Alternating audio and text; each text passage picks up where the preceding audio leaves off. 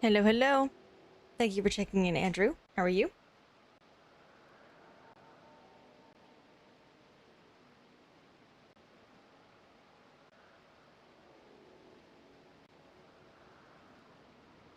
Going pretty okay.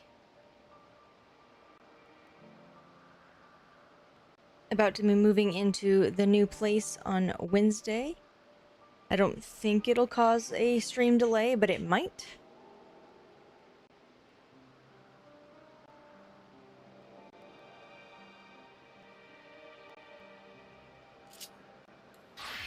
We tried to schedule everything to where I have plenty of time to get myself set up again before stream, but we will see.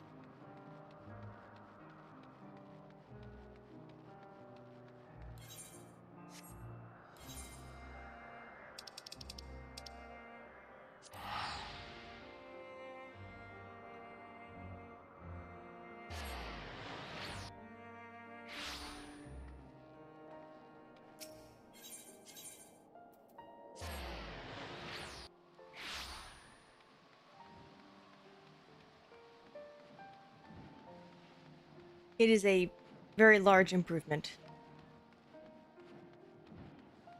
It's also about double the price, but it's fine.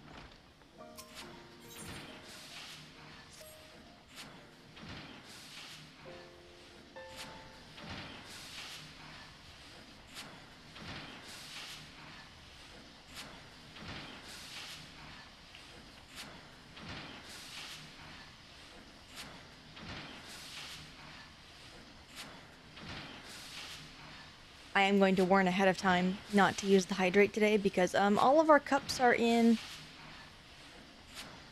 boxes.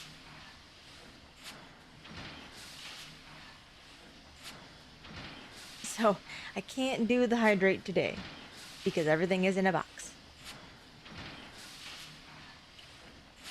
Yeah.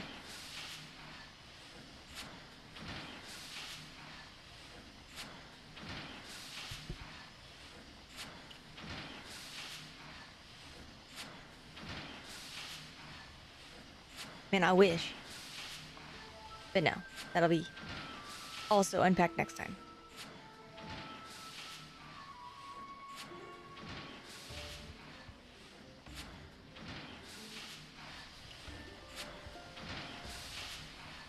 But I have no. Yeah, for tea it wouldn't work for plastic bottle. But also we don't have plastic bottles here.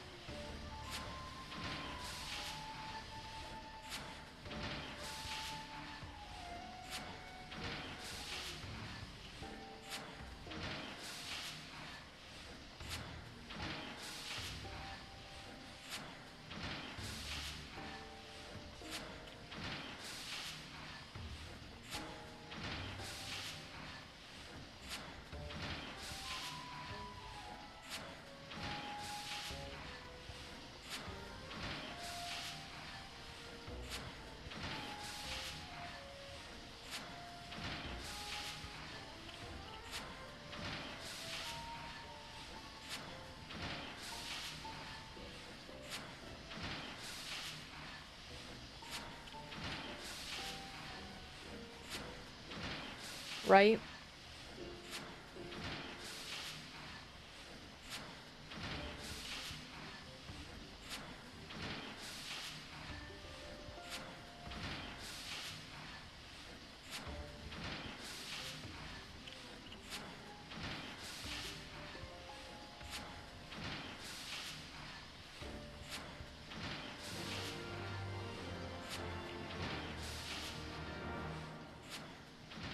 Guns are stupid because they take, maintenance.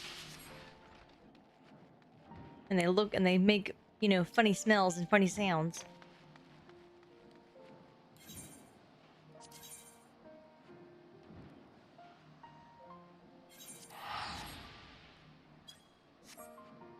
Never mind, the increased range.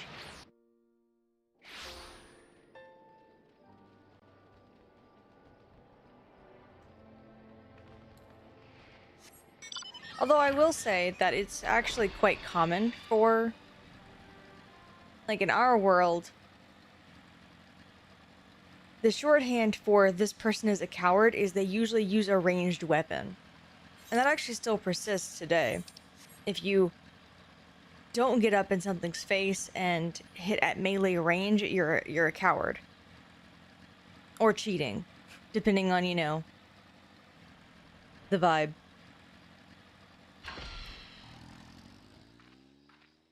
Just because you're choosing to stay out of danger.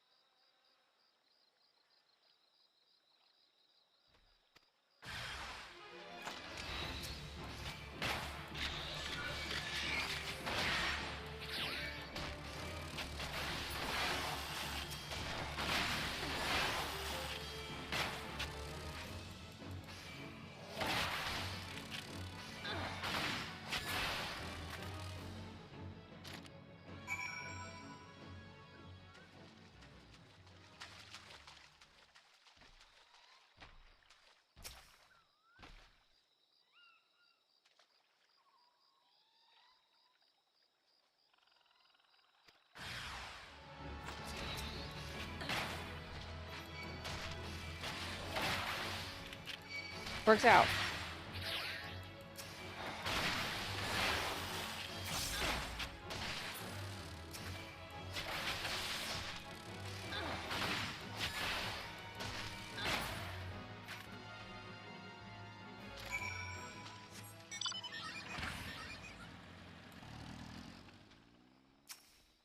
Fundamentally, they work in really different ways, but it's the look that counts in this particular case.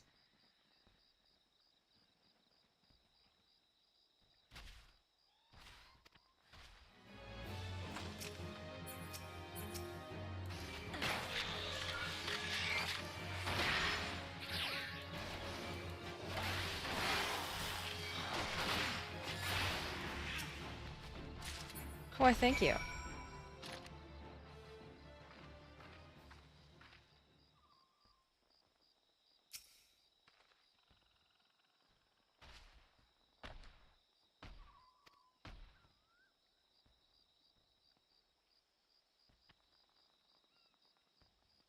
I care about it being, you know, recognizable. Like, people can look at that and be like, oh yeah, that's Yuna from 10-2. Like, without too much effort.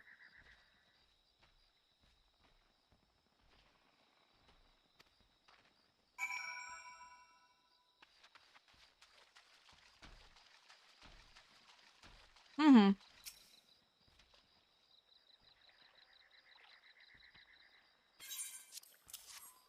I have thing.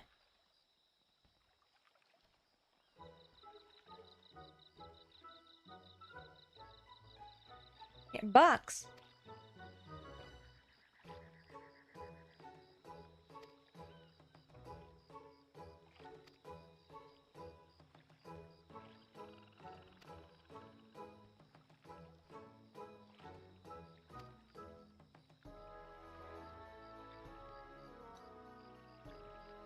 I did shoot it in front of your gray face.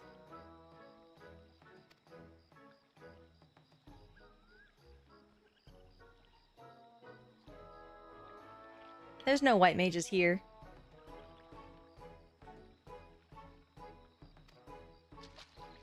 Never heard of it. Former summoner. She would tell you.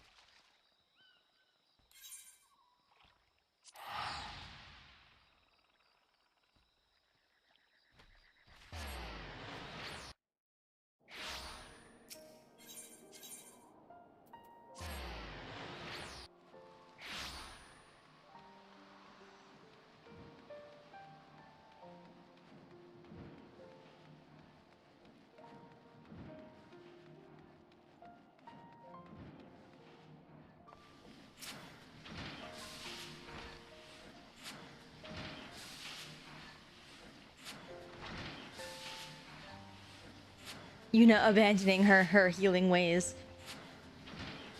to take up the gun. I'm a healer, but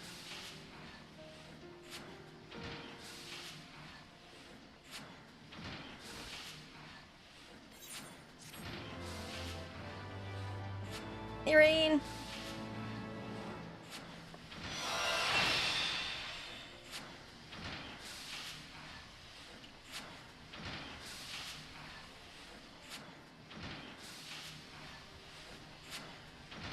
She will be a machinist main. This is gonna be her main. Yep.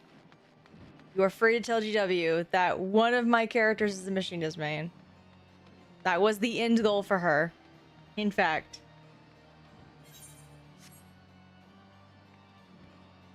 He gets one victory.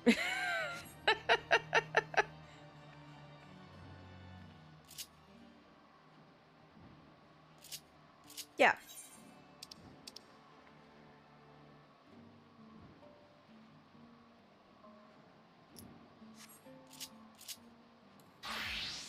Okay, the other two are here, so we'll go ahead and get that done.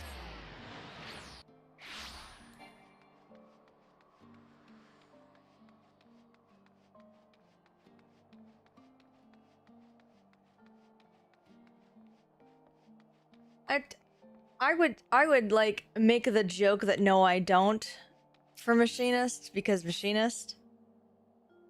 Oh, I didn't want this. Whoops. No. No. Darn it. Go away.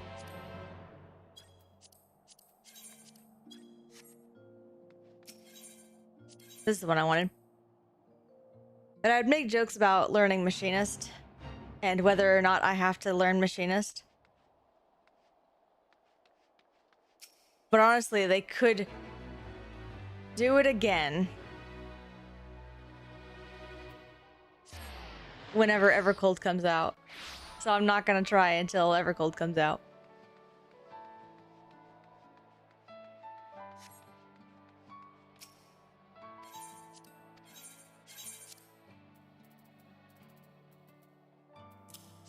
It's true, Rain, and you know it. I won't even get to endgame before Evercold comes out. I'll literally do what happened the first time, where I'm gonna get to like the end of Dawn Trail a week before Evercold, and then have to do all of Evercold. You know it to be true.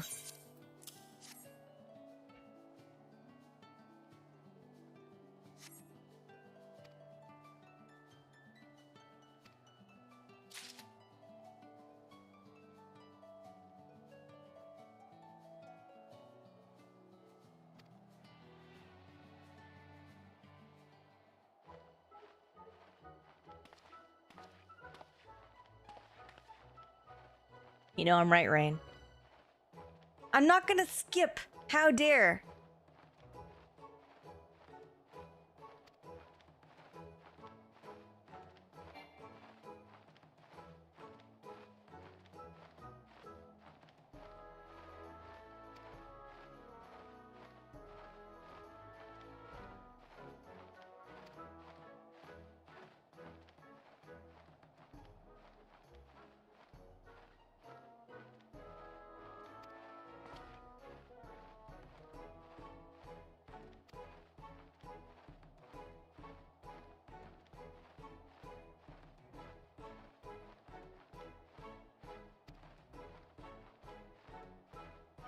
Anyway, how are you, Rain?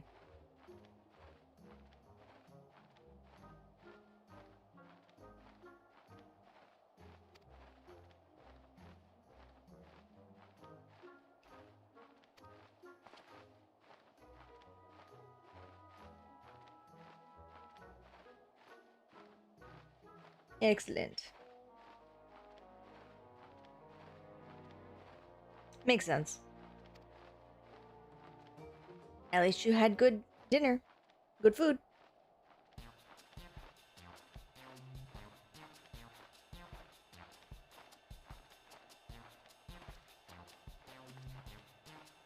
Little dragon sling.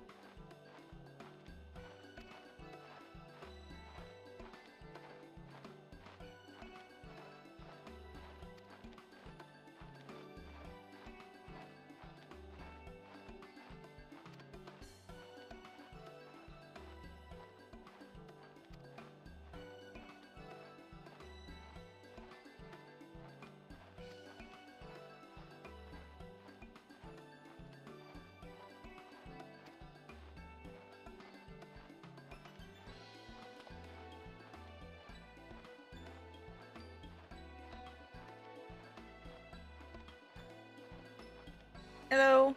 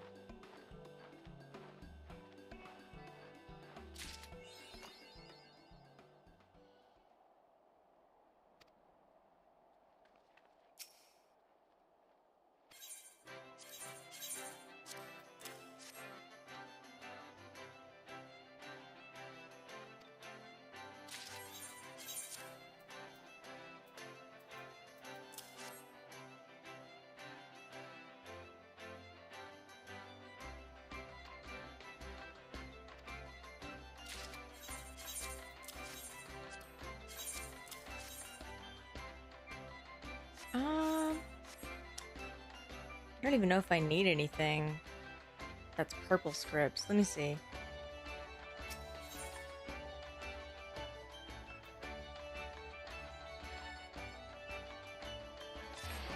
Is there script exchange here? No. Okay. It'd be at the front then.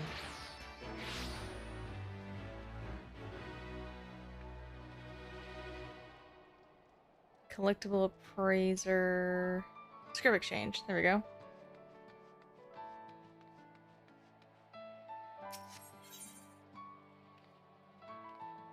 Not sky builders. I don't want sky builders. I want regular ones.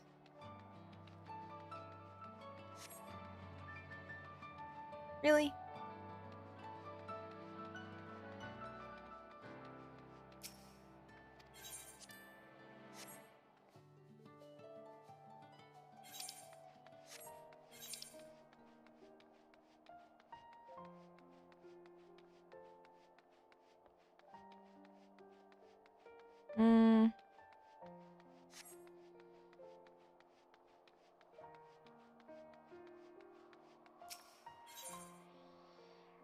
Let's try there? I don't think it's there though. Container, materia.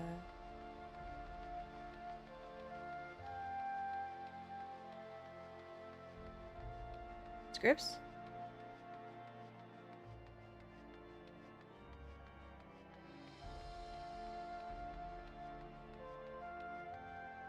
Negative. Okay.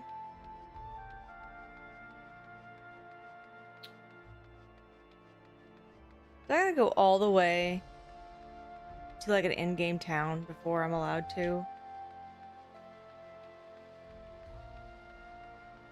Okay.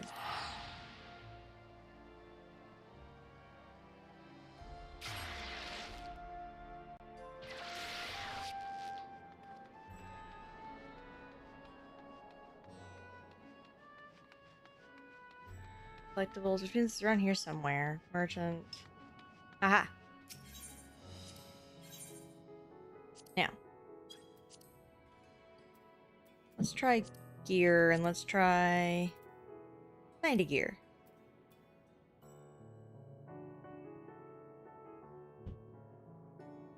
Looks like I don't have any, so I might be able to just do it here. I just do 90 gear.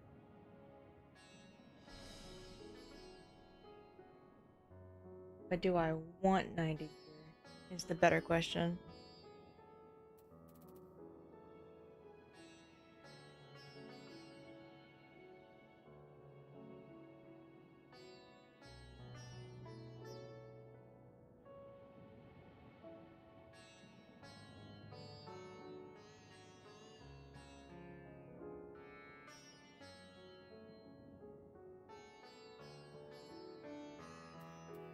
Because we're starting to get closer and closer to like end game crafting. Yeah, I don't think I want 90.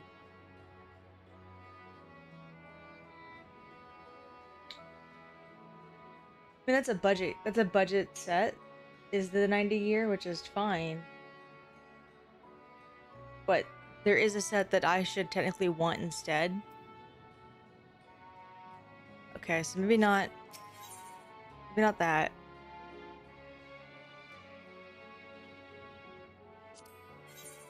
Let me see instead. Interior might work.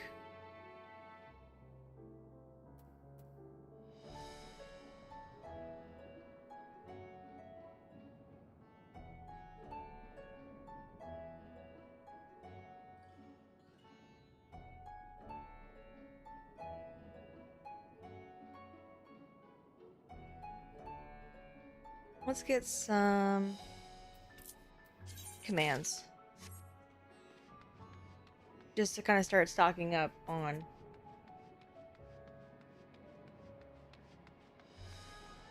Tonberry is the best critter, and I will hear no argument in the matter.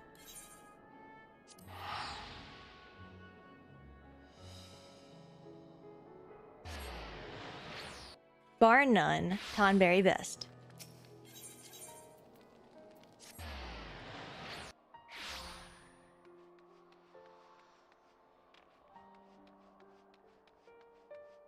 Yeah, the movement is nice.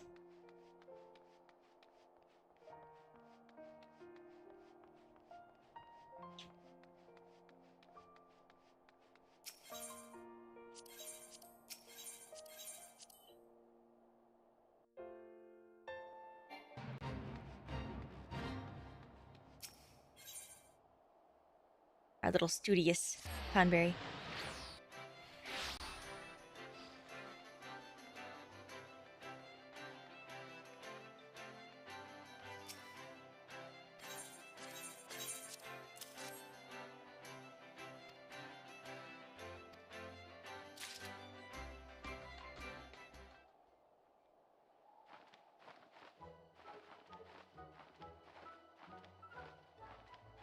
Right.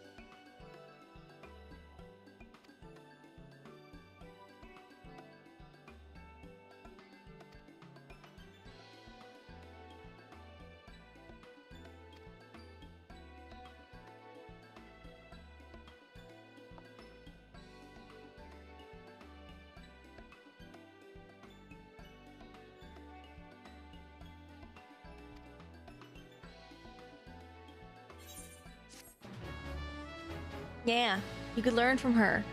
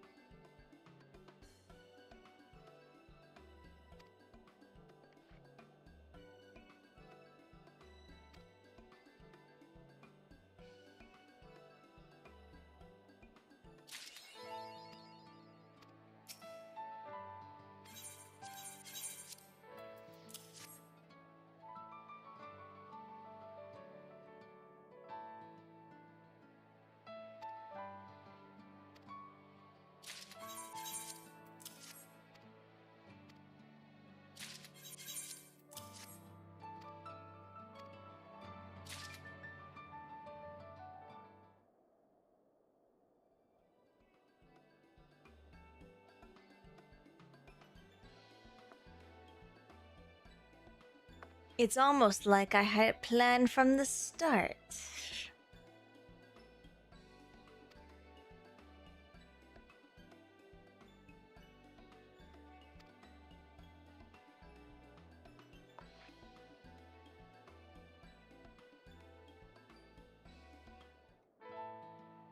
It only works this way while you're leveling them. They rotate randomly afterwards. So you can only do that kind of prep in advance when you're leveling them.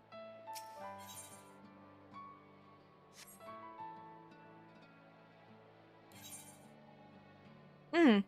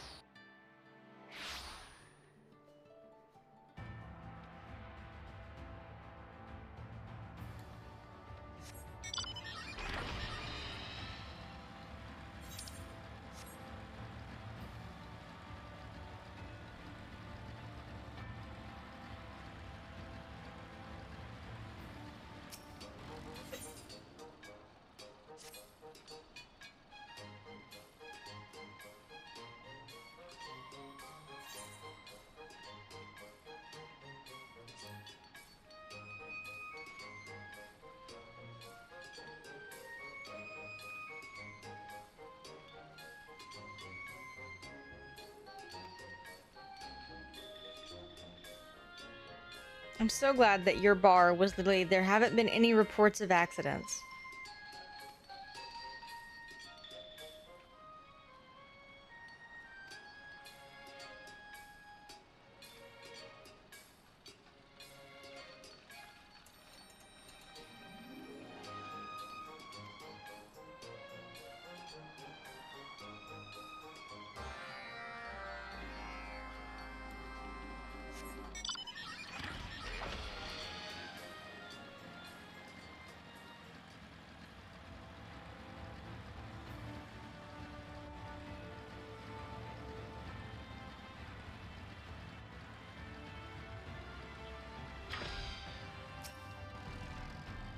Mm-hmm.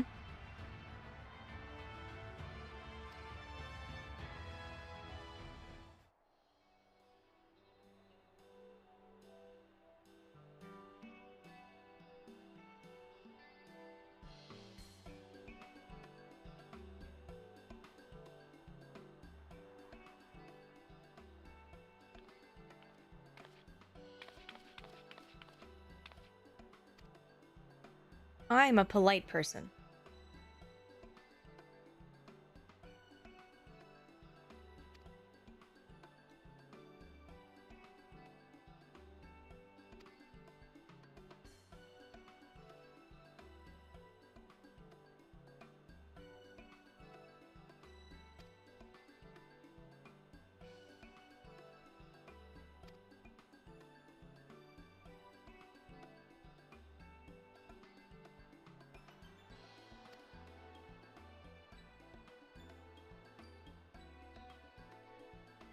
Heh.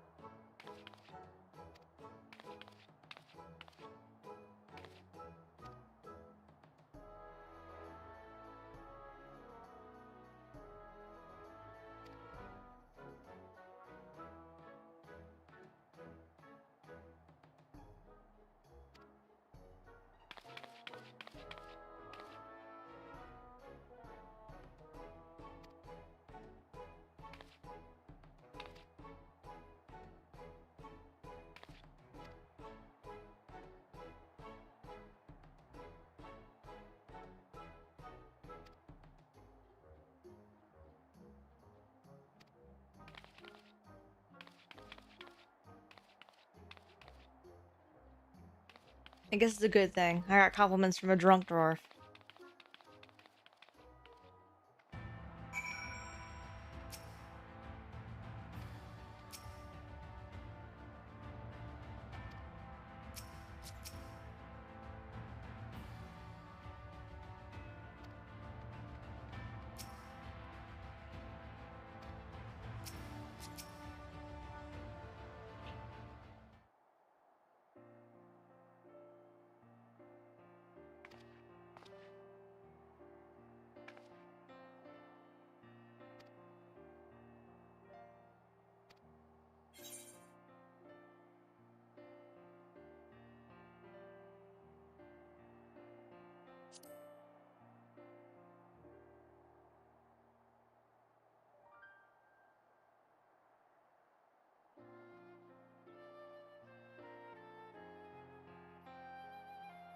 Yes, if you want your warrior of light to be a dwarf.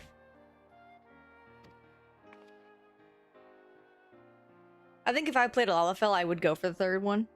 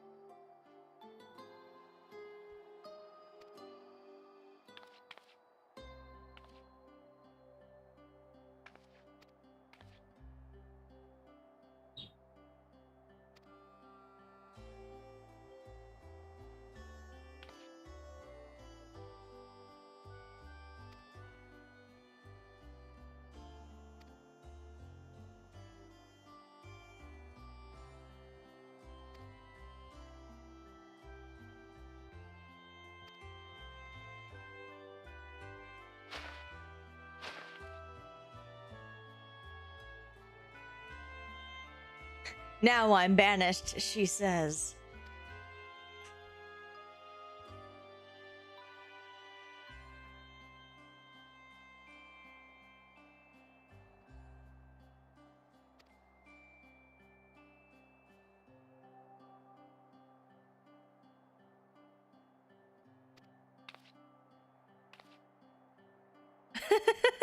How lewd, he says.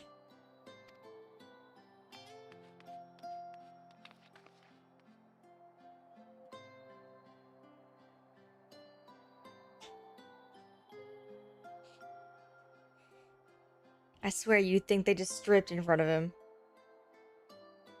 Poor guy.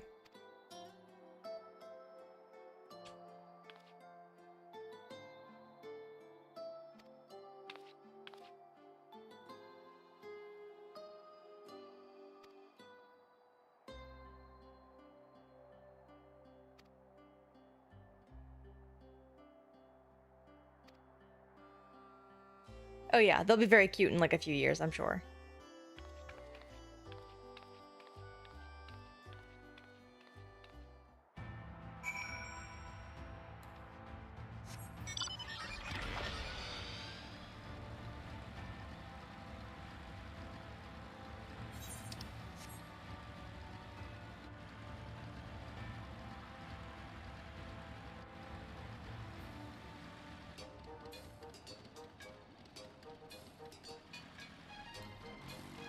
Aw, she keeps it off. Look. It's very cute.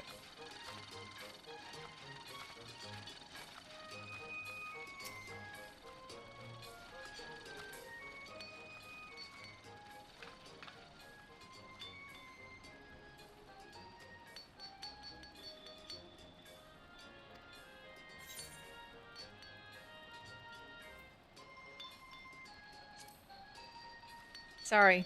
I'm going to turn you to the dark side.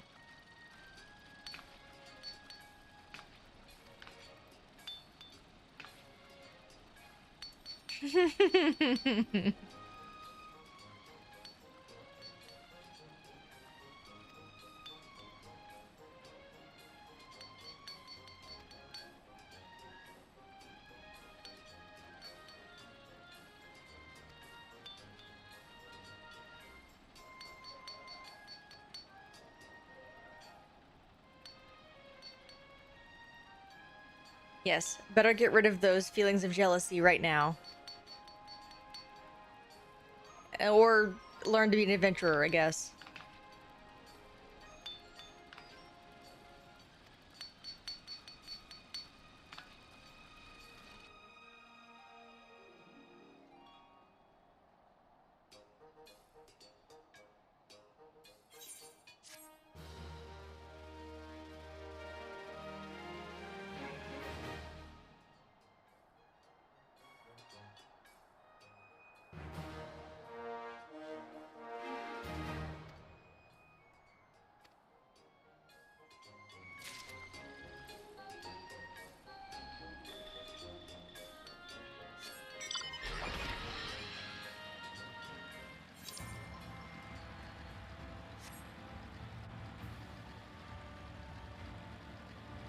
And while I'm here, I am level 78, so I can at least go grab the next one from Crystarium.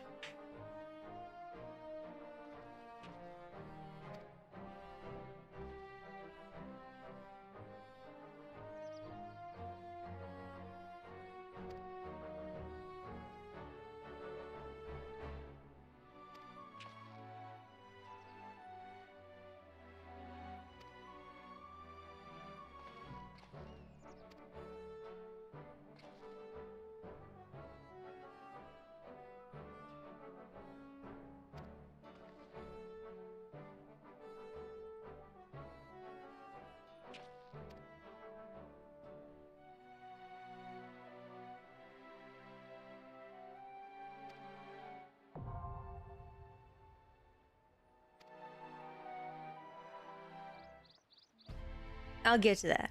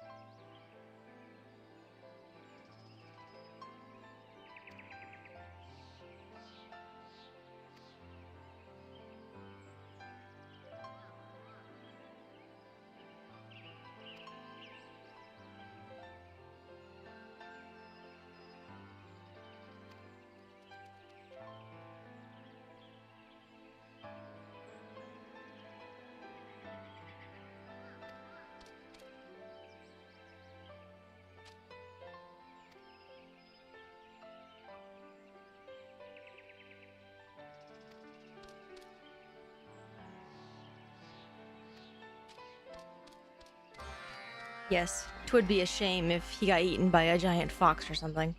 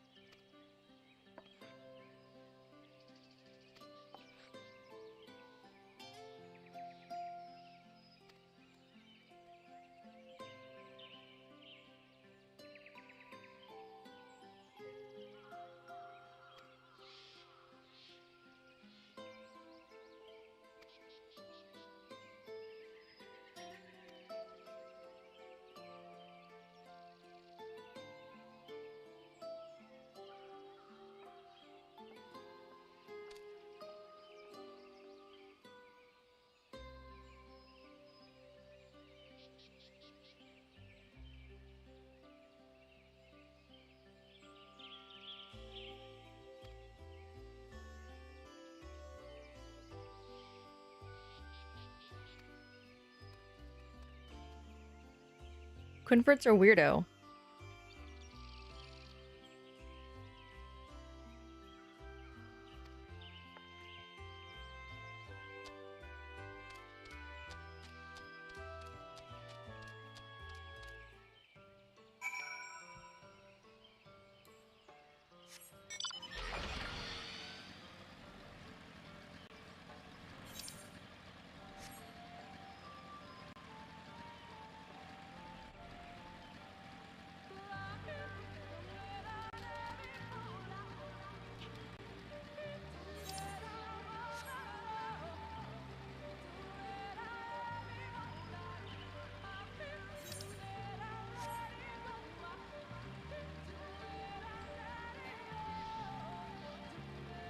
I don't claim him.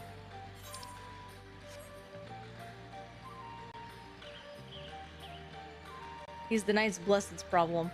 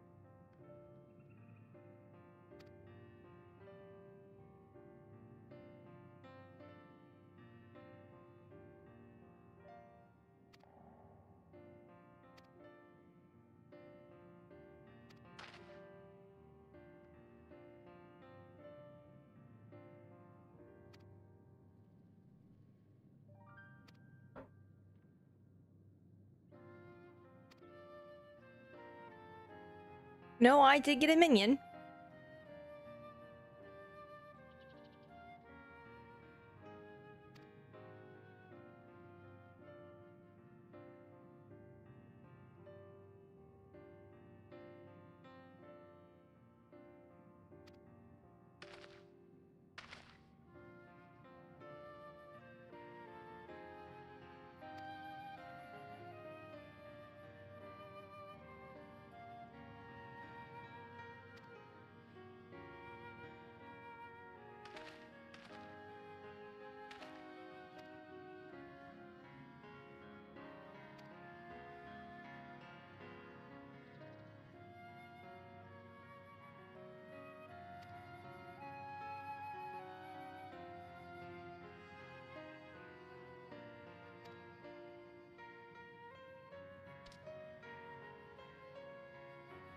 Right.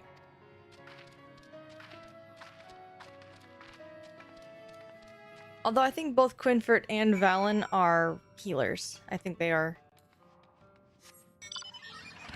healer-esque.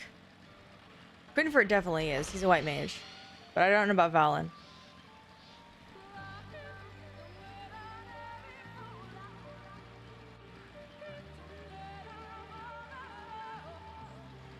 Mm-hmm.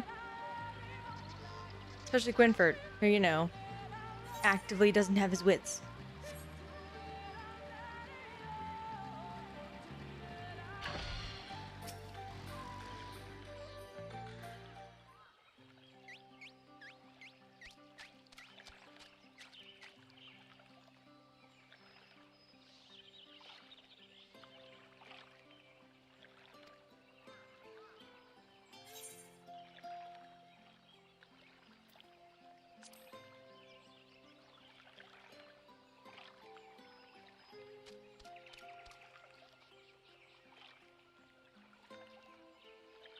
I will not have you do the delusional thing.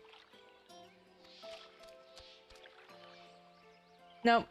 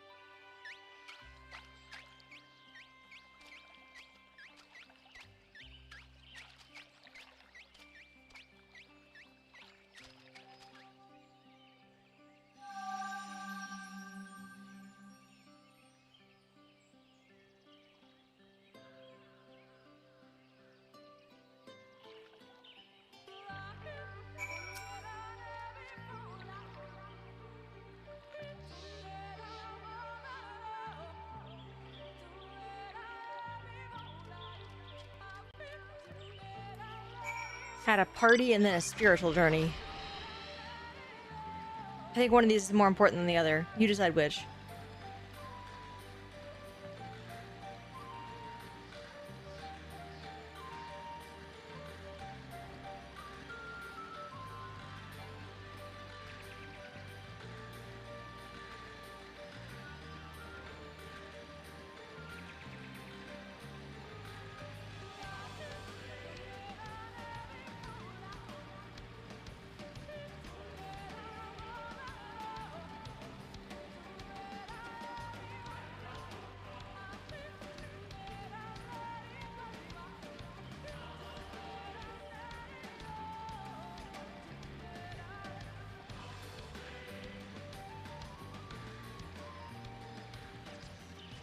I have said no to many a party.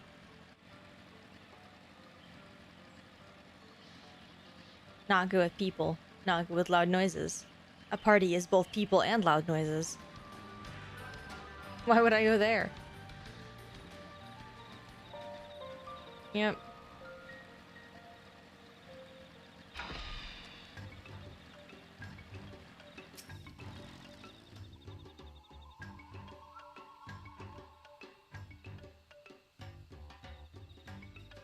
I think even then, it'd be a tough sell.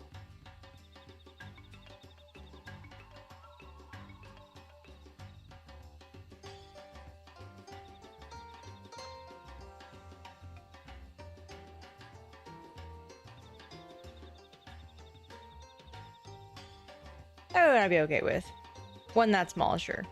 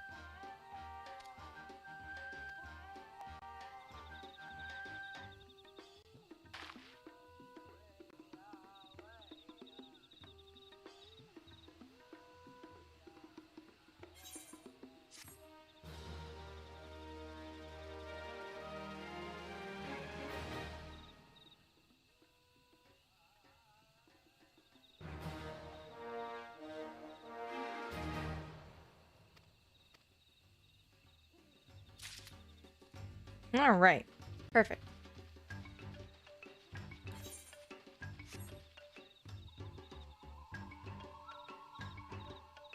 Hmm.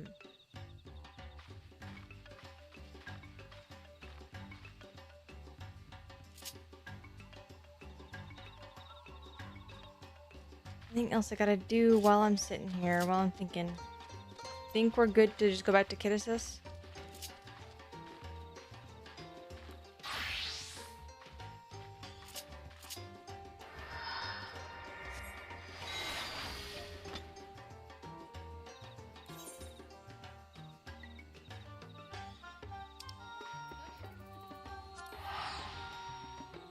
Sorry, Elpis is what it's called.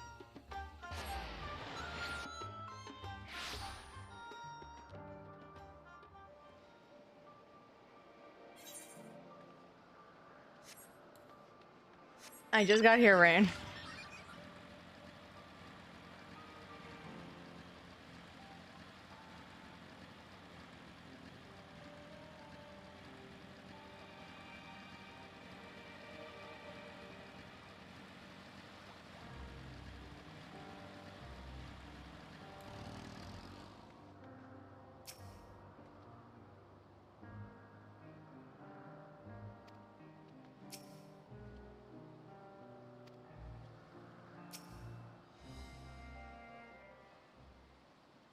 He's never pleased.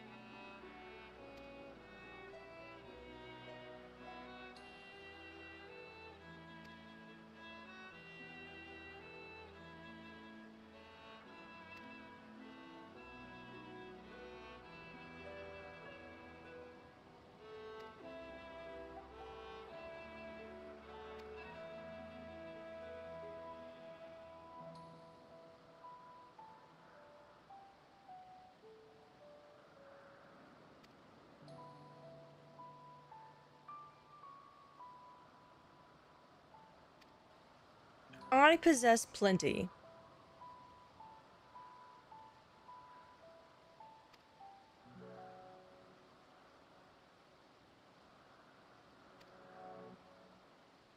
But your version of common sense is weird.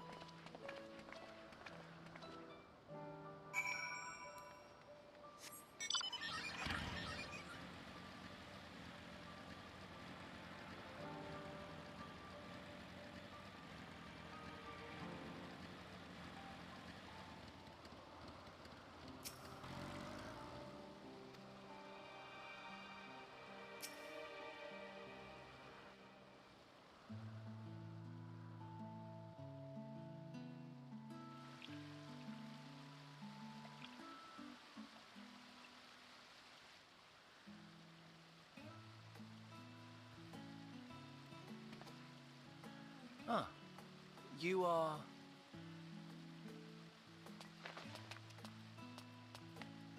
Oh. Different.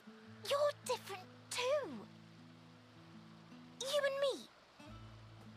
We're alike. Friends. I want to be...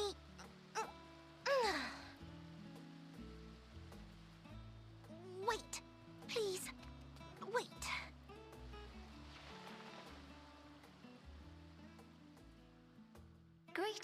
and salutations.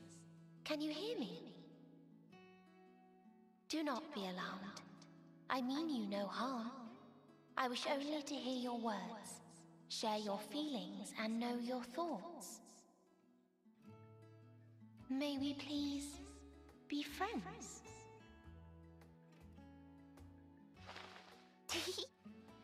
May we please be friends?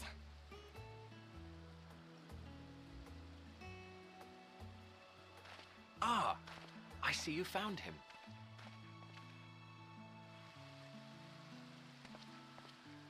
Hythlodaeus! It's been a while. Too long, I think. Too long indeed for close collaborators. On this blessed occasion, I bring not only myself, but others who long to speak with you.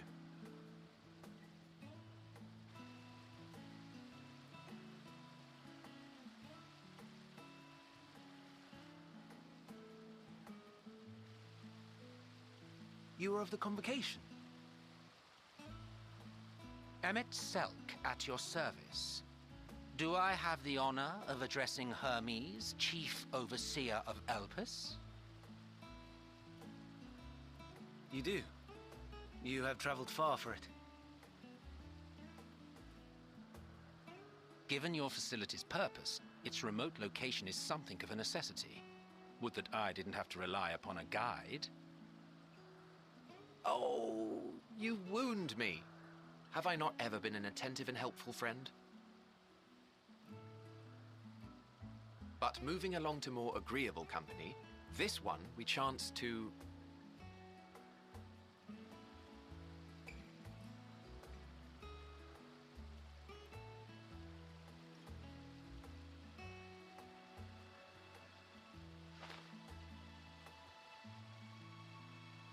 Well, you certainly have her attention. Is she one of yours, Hermes?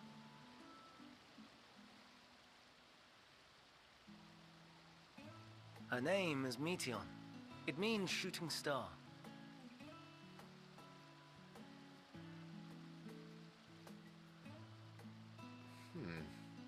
If I may make an observation, her ether is terribly thin. I fear she might dissipate at any moment. Nor do I believe you've made a submission to the Bureau. I would remember such a concept if you had. I haven't, as you say. I judged it too early.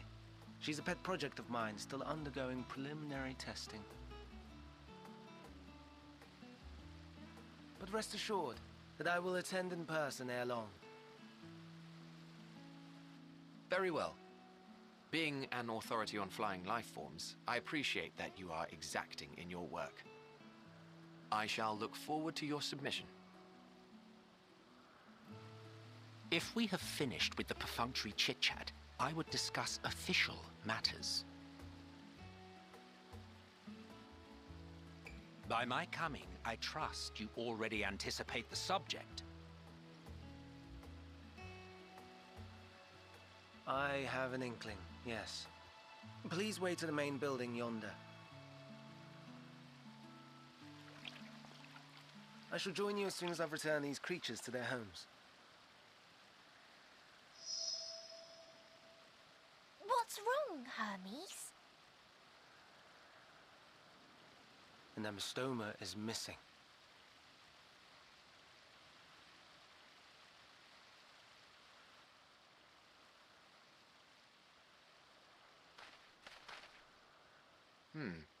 I may have found it. A creature with the self-same ether as those there, nestled in the boughs of a tree outside the grounds.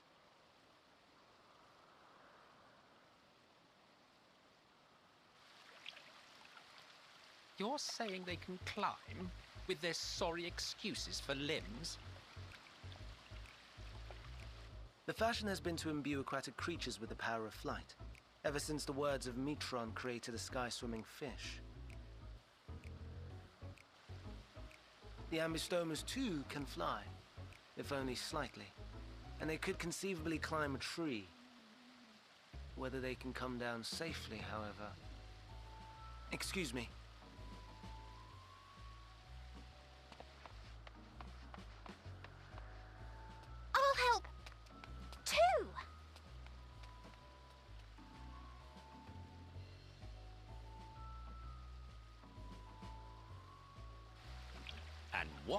we supposed to do with this lot?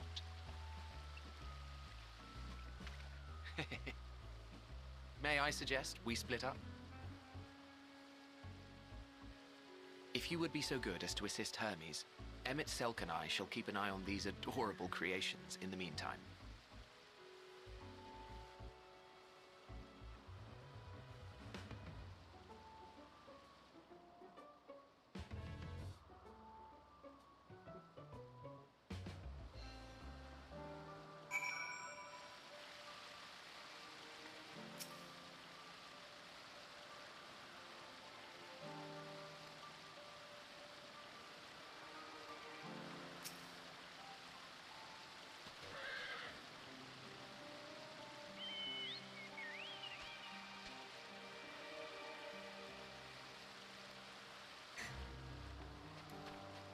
He's just so done with everything.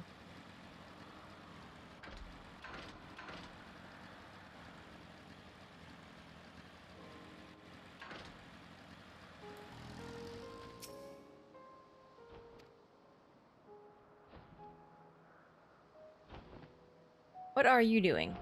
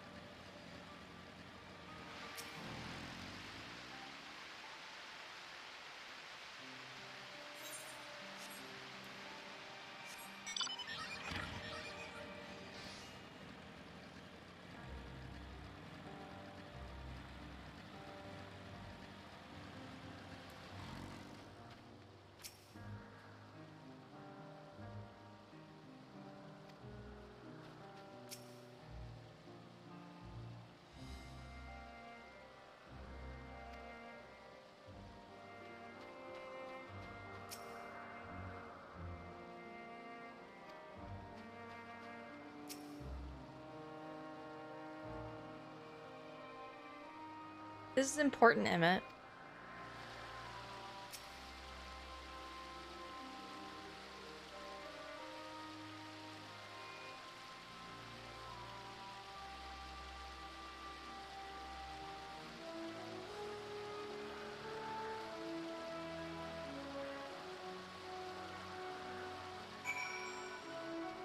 was meant to be, is the better way of putting that.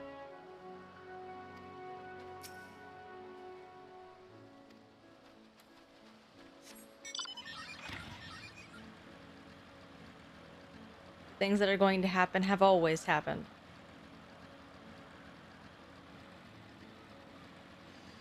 We as the player and the character just didn't know it yet.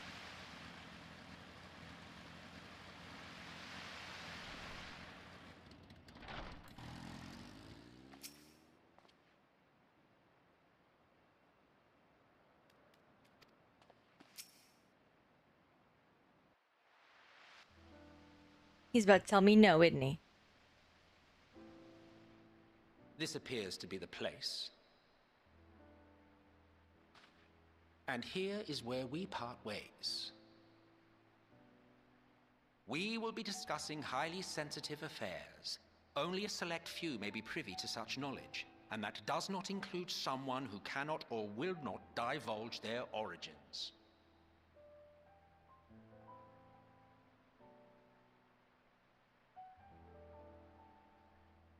What? Will I have to remove you by force?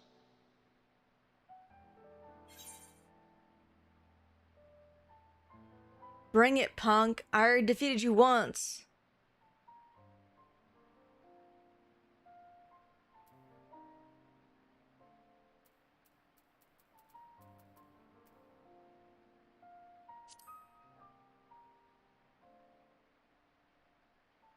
Yes, I'm sure your business with Hermes is quite pressing.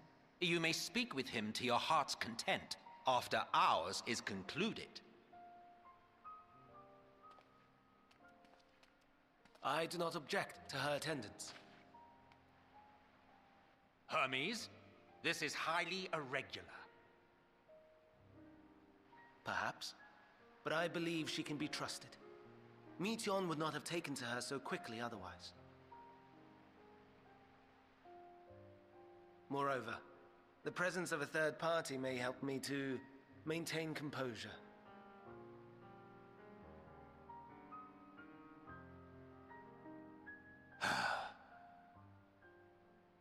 As you wish, then. Get bent, Emmett. Behave yourself, do you hear?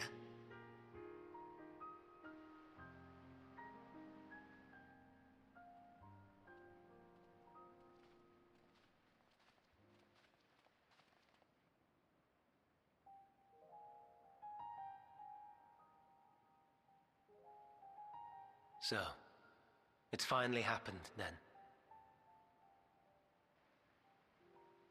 Aye. Van Daniels declared his intention to step down and named you as his preferred successor.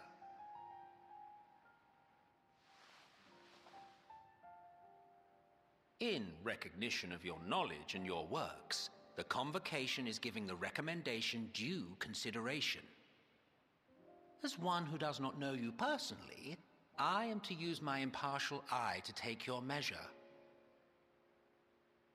And above all else, to ascertain your disposition towards the invitation.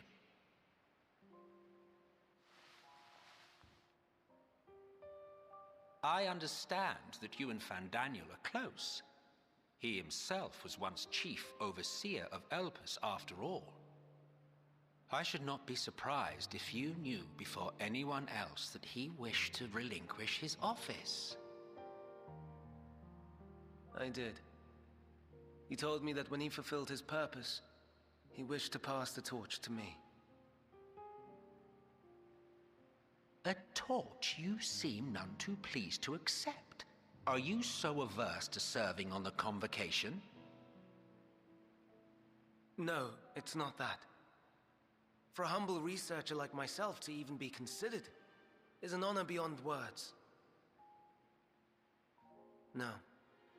What troubles me, what I struggle to come to terms with, is the very fact that Van Daniel is stepping down. Does this not mean that he will return to the Star?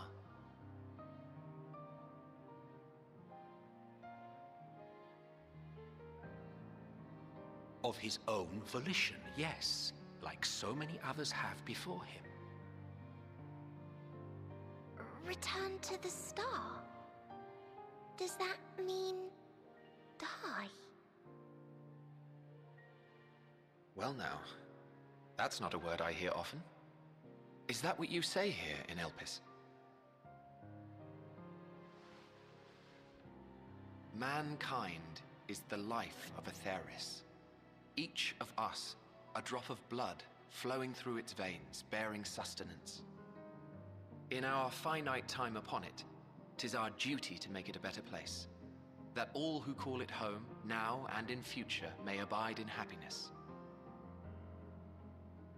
To that end, we have dedicated ourselves to the pursuit of enlightened creation. And by our efforts did we transform this once untamed wilderness into the peaceful paradise you enjoy today. To return to the star whence we came is a privilege afforded to we who have so loved and nurtured it. A choice embraced by those who have lived their lives to the fullest, in service to our world. And when they depart upon this journey, it is beautiful, always. The 14 are no exception. 'Tis believed no occasion is more felicitous than the fulfillment of one's duty. Our office becomes our lives, and to retire is to return, or so the majority of us hold. Some few have elected to eschew custom.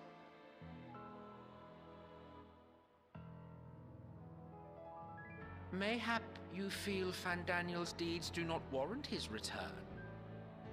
Yet you should know his accomplishments as well as any. During his time, he conceived of countless outstanding concepts. And channeling the wealth of experience he attained here in Elpis, he brought forth many new specimens. I know of all this. I do. It's just, I cannot fathom why someone so great and wise, who could still do so much good, would want to end it all.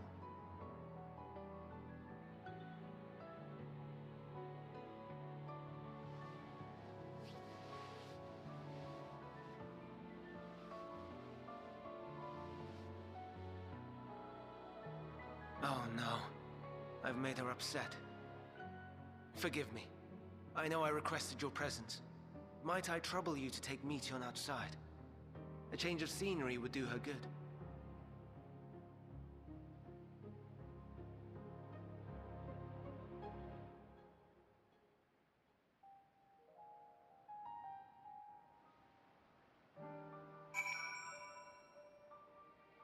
All right.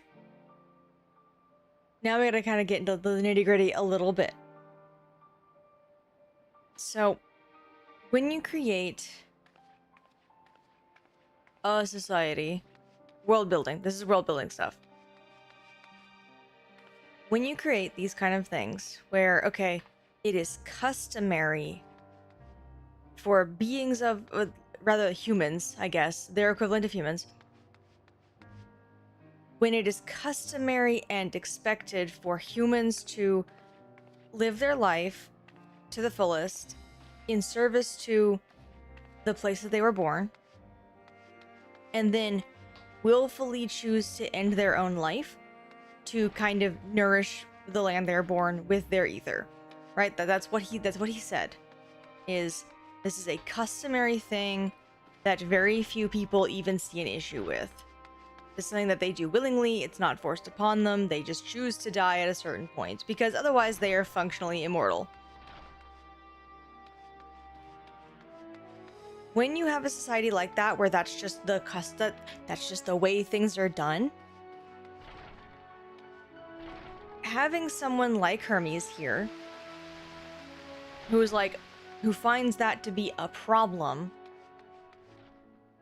you have to explain why.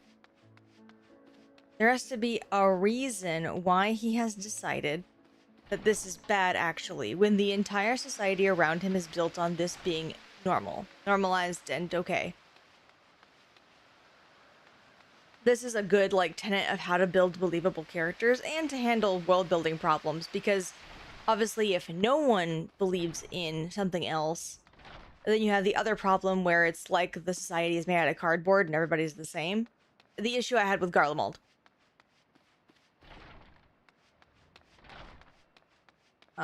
So you could have the opposite problem, but in this case, everyone here actually thinks this is a normal part of living and dying. This is a regular life cycle thing for them to do. It is not even a moral question. This is how different they work. I know. Like this is simply their worldview. I'm not going to talk about whether that's a right worldview or not. That's really not important to the discussion. Right? But when this is a regular part of society, you have to explain why Hermes doesn't agree to that. And it can't just be, I just feel different. Like that's not a reason.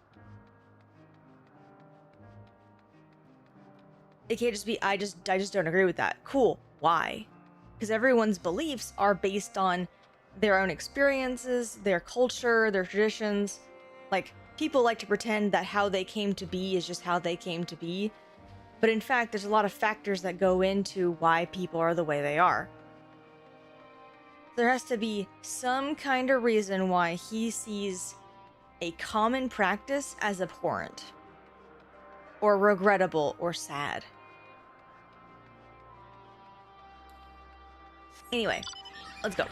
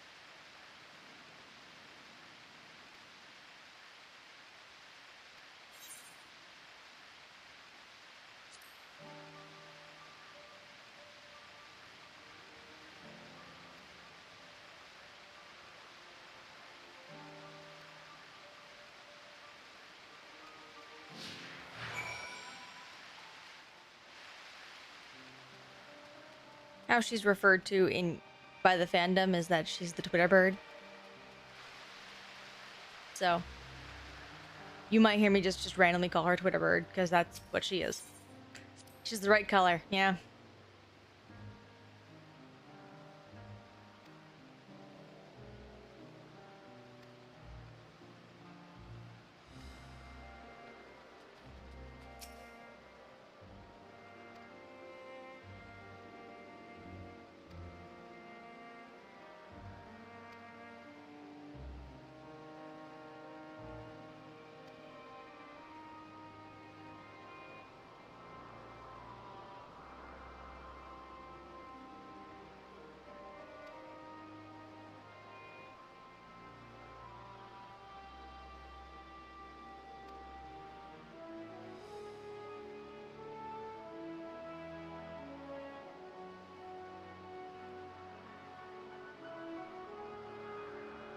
Man, you know it's just a regular part of life when they have an entire facility that's like, okay, now you must prove that you're worthy of existing.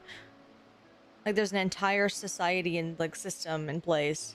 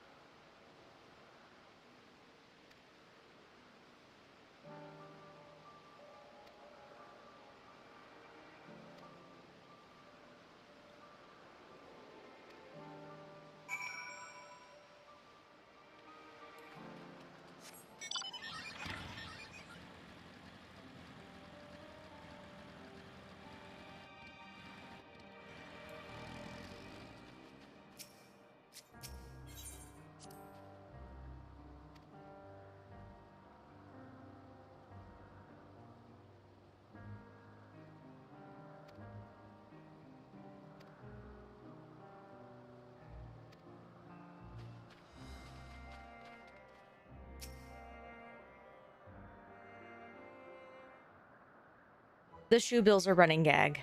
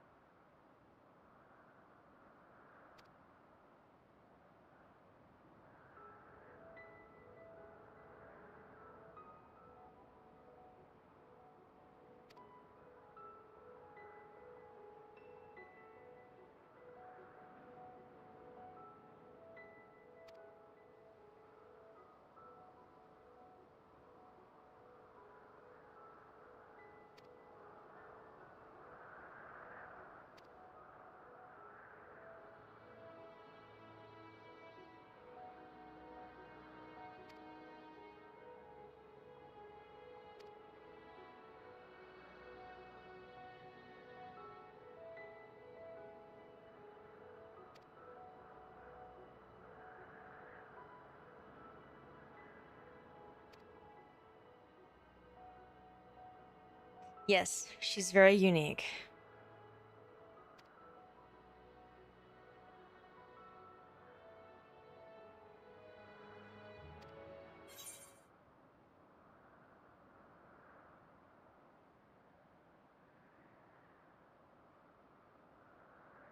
Yeah, everything. I guess playing? I don't know.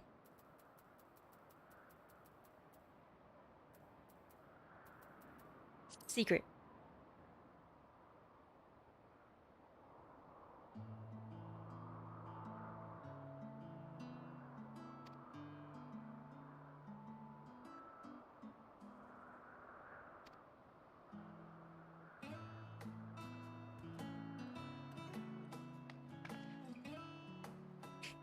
The shoe bill.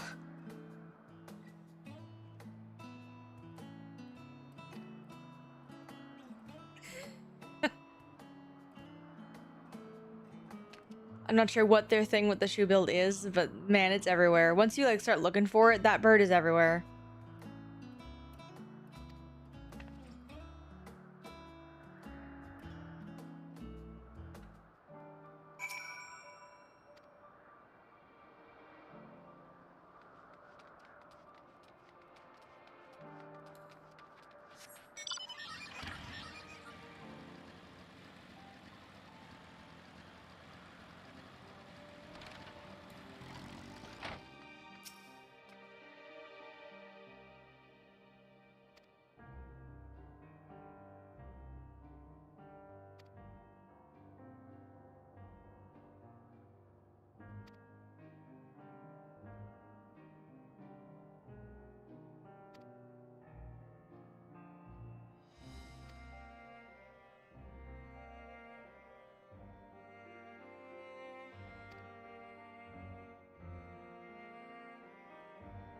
Okay, but she wanted to give it to me, and I can eat.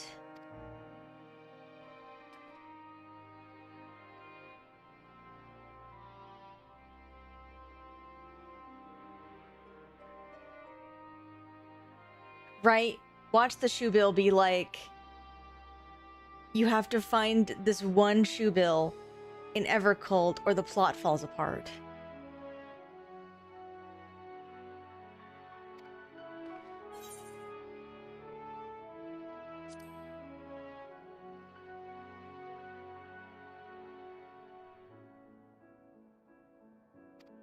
Oh no, the shoe bill begins to show up in Shadowbringers. One of the most easy places to find it is actually in your in room. It hops around from point to point, depending on, you know, when you come in. But they're everywhere if you look for them.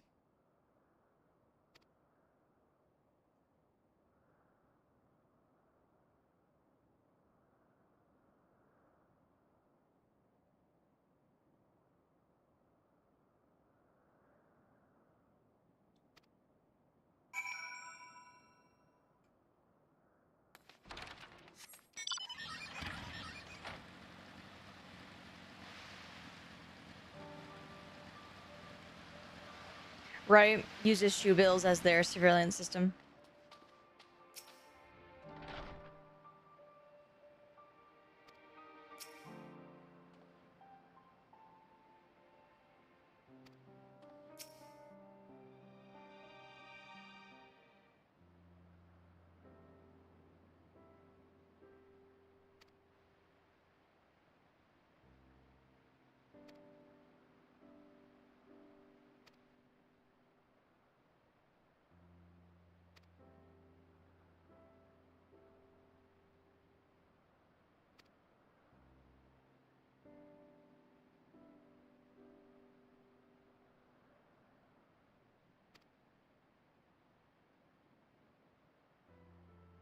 Man, Emmett, cut him some slack.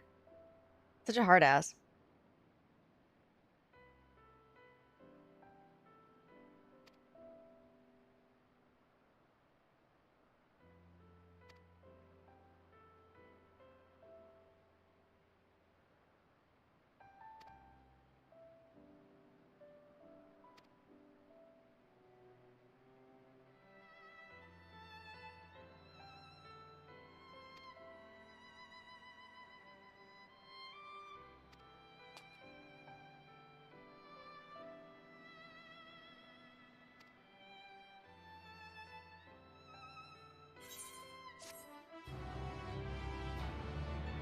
The Twitter bird likes us.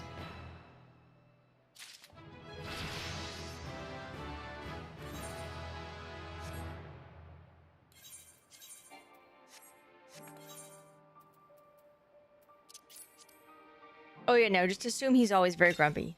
So grumpy.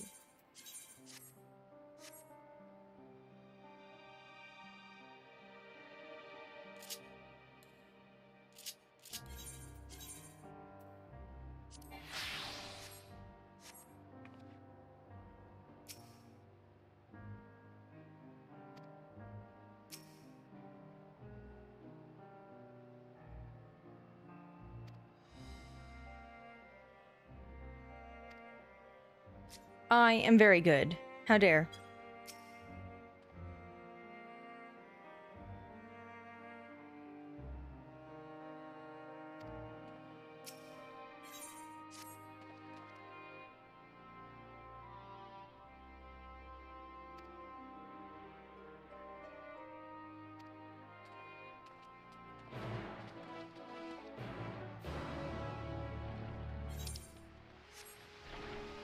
Okay, instead of this, because I've leveled.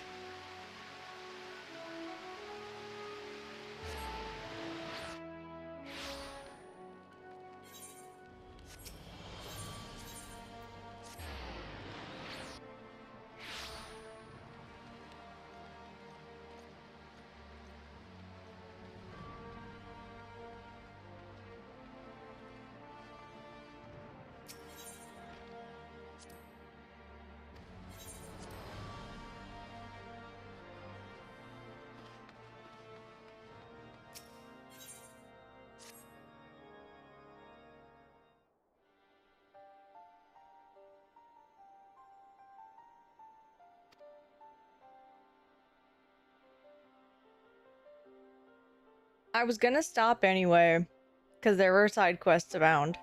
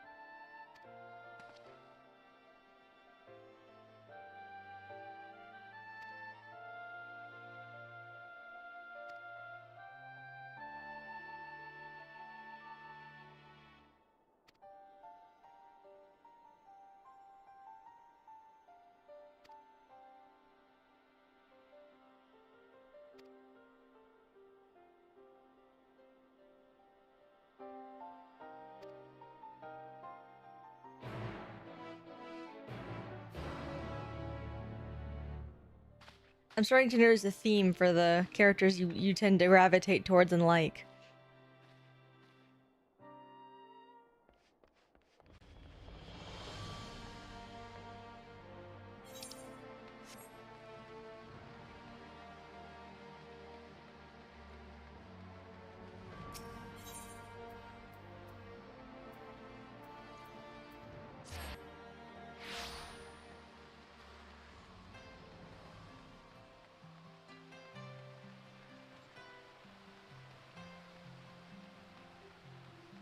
Just trying his best with insurmountable odds, just a regular guy. I reminded of a certain Fisher.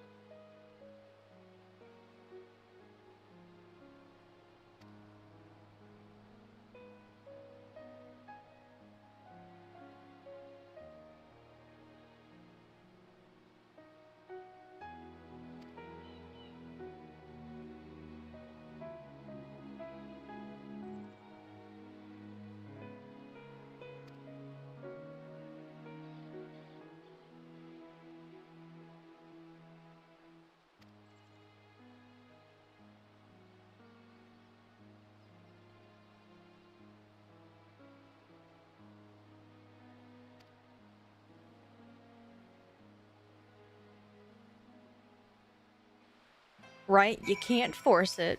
This is the first step.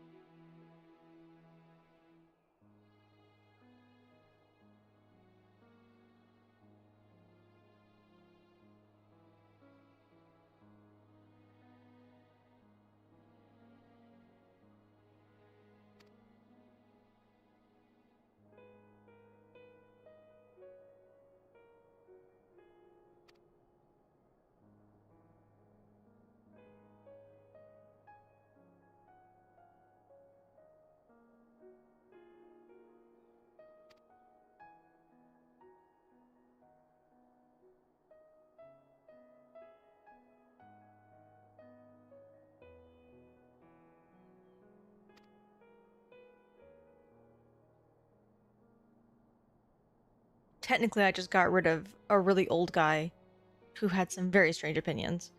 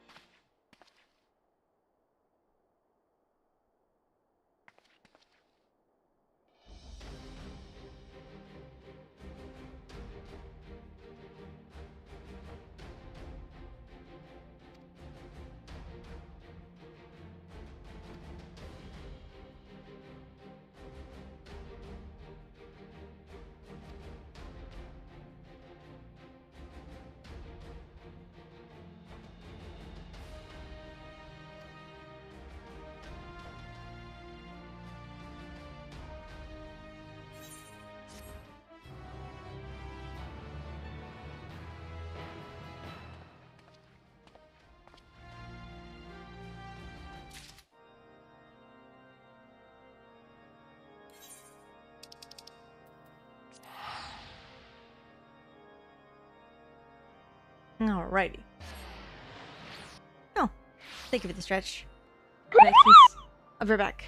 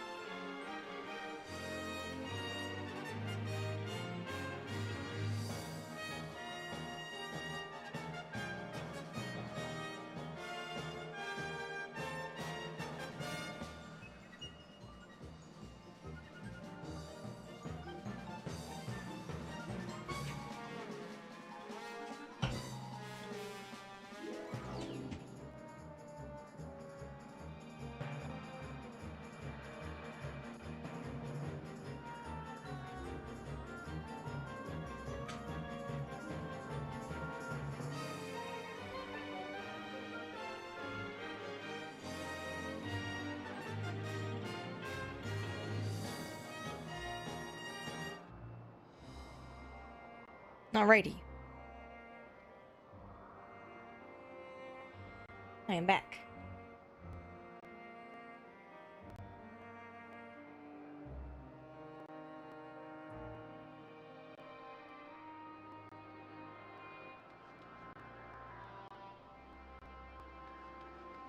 Alright, let's clear out these side quests and then we will continue.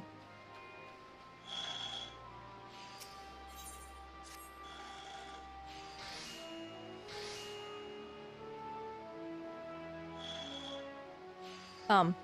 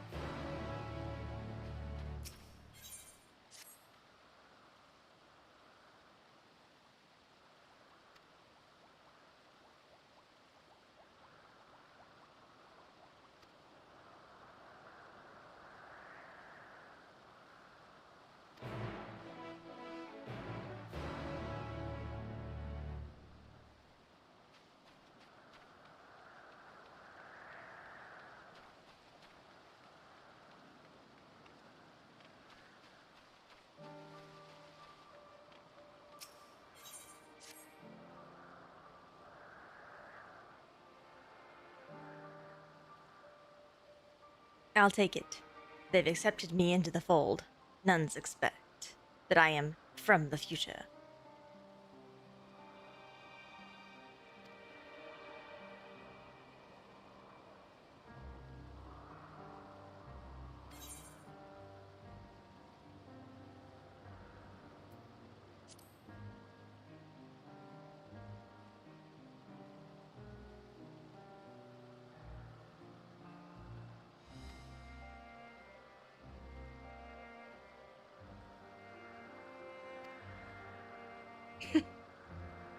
Did not appreciate being sassed.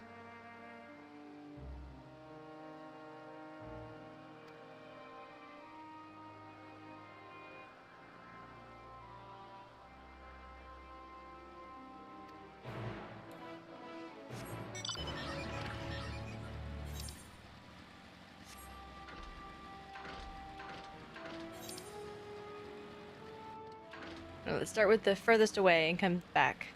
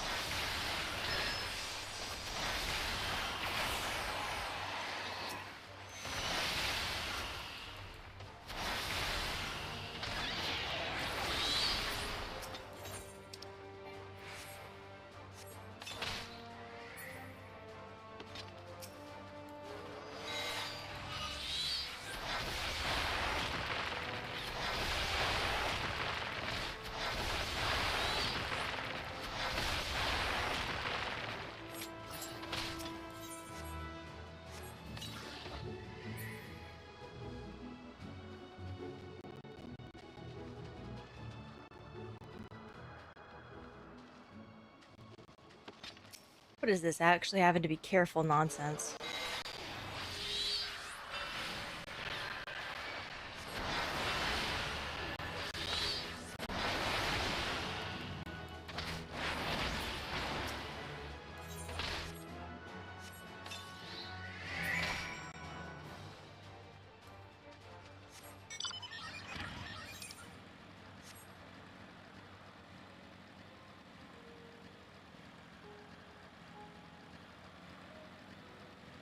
I'm probably not dangerous to anybody who actually lives here.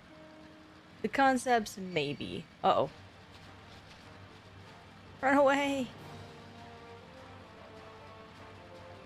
Go away. Shoo. Base.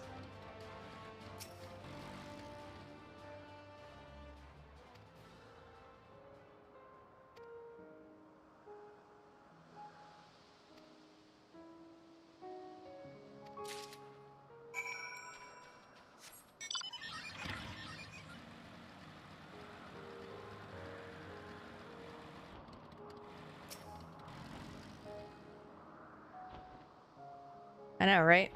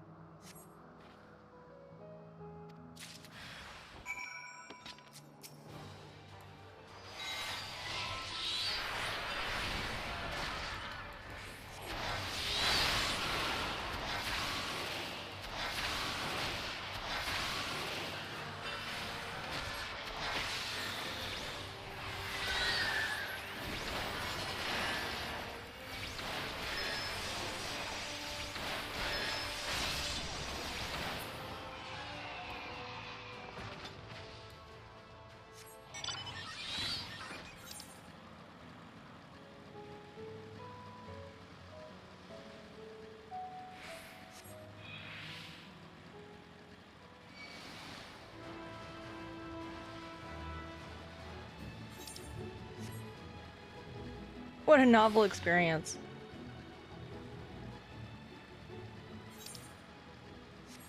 Actually being chased by the local wildlife again.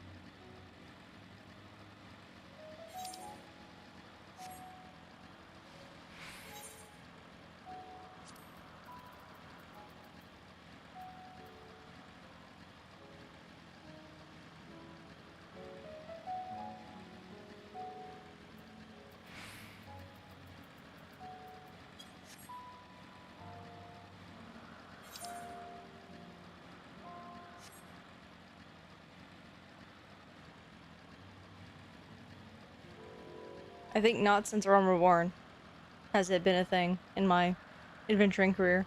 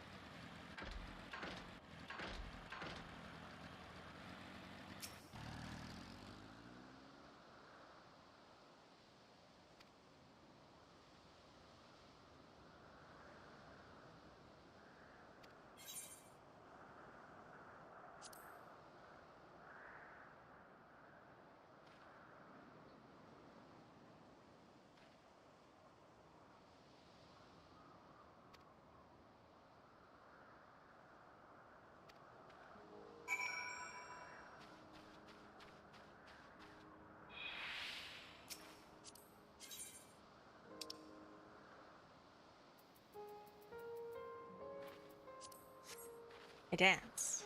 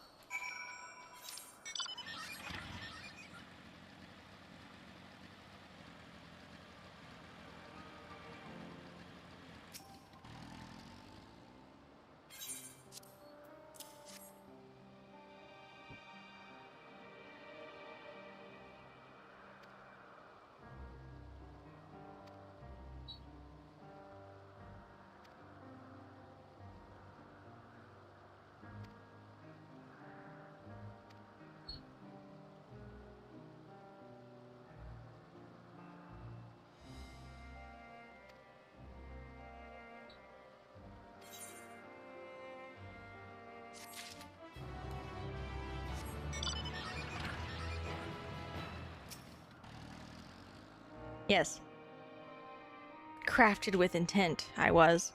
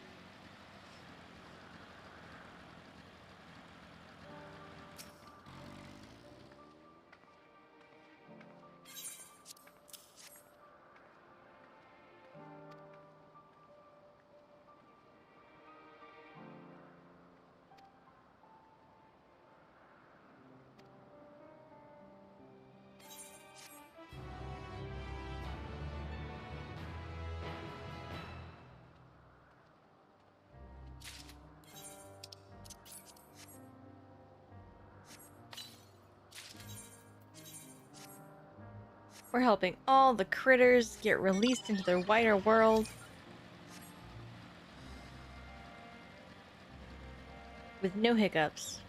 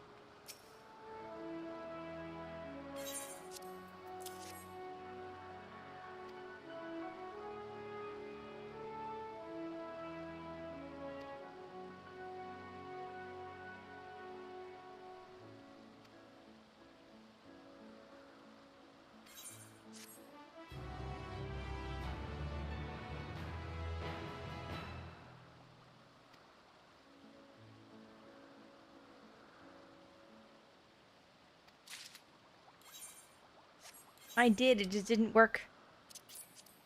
Listen, man.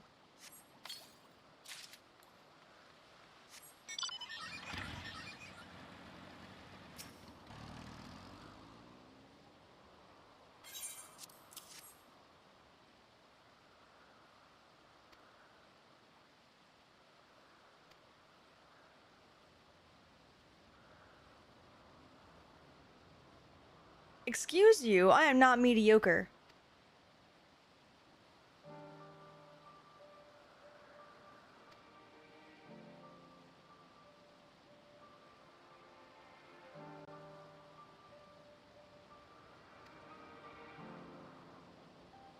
No, give me a reward. Thank you. Money.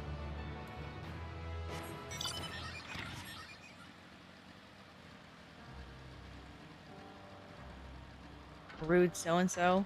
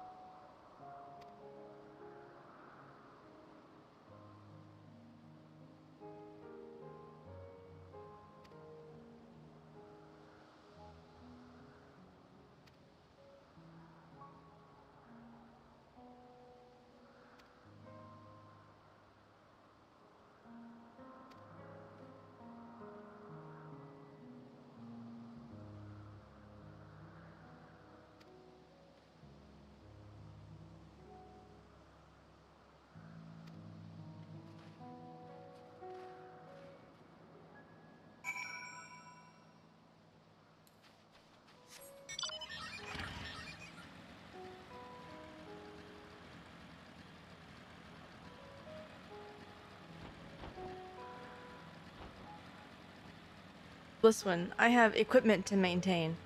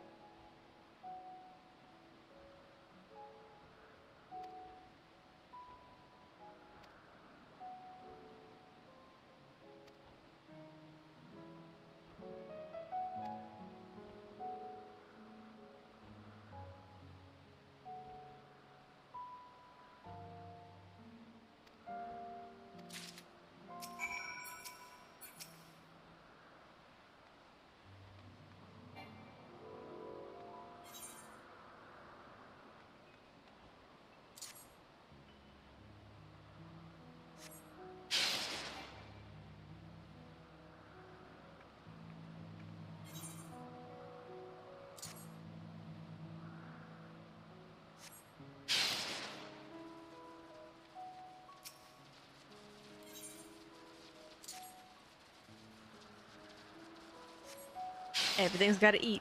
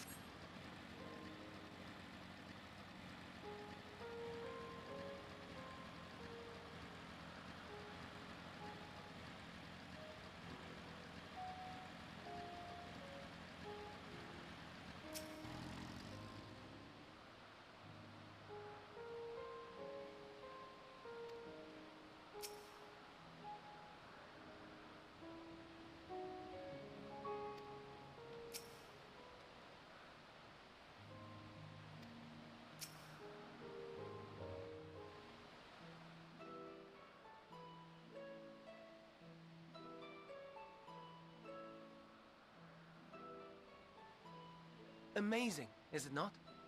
The Ampelos, one of our newest subjects.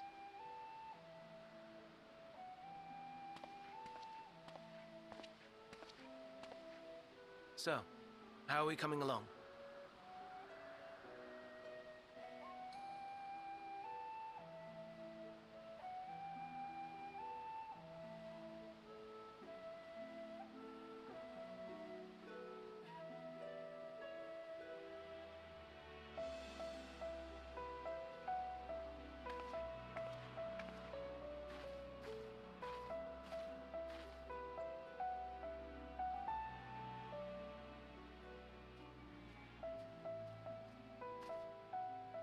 face as Elpis. Those flowers. Elpis. Entelechies. Like me.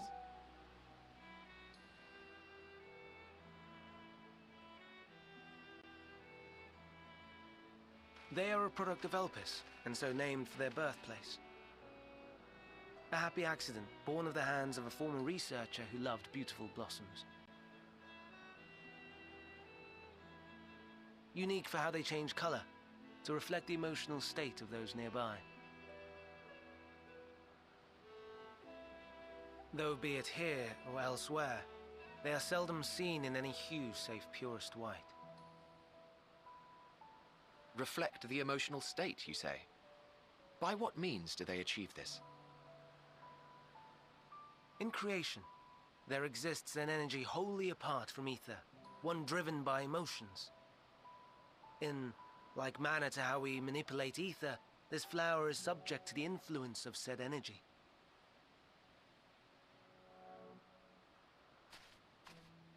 While it has no will of its own, it is sensitive to the prevailing emotion in the vicinity, and reacts by altering its color and vibrancy.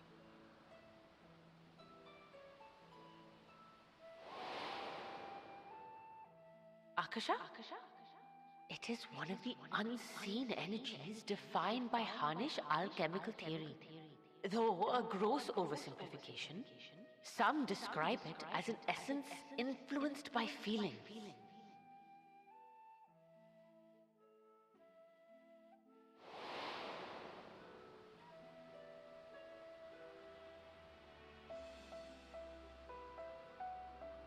Akasha. Though I'm not familiar with the term, your description suggests it is the self-same energy. Dynamis, we call it. And those entities like the Elpis flower that have the ability to interact with this energy, converting emotions into tangible phenomena, are Entelechies. That's me!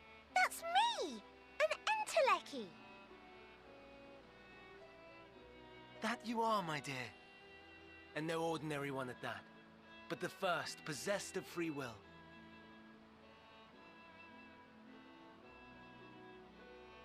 Wait. A form of energy other than ether? Dynamis? I've never heard of such a thing. Hardly surprising. Dynamis cannot be seen, much less felt. And though its existence has long been theorized, we had no proof until the flower's serendipitous creation.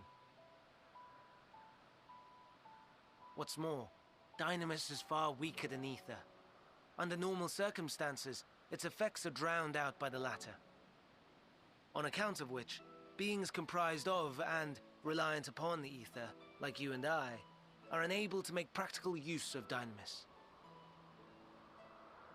'Tis a truly esoteric thing, known to but a select few scholars. Intriguing. Then, given the limitations you described, why create Meteon?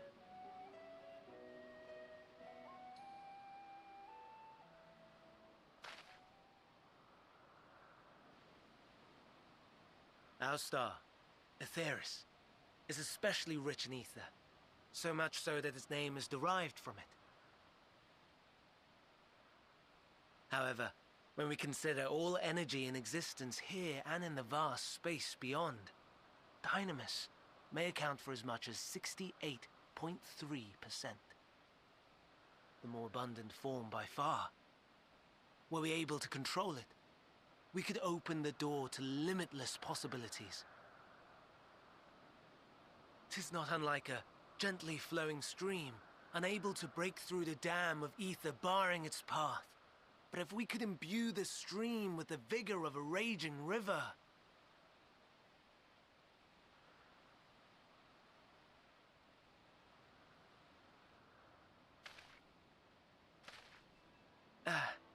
Not that I have such grand ambitions. Nay, I merely wished to create a being that could traverse the great expanse.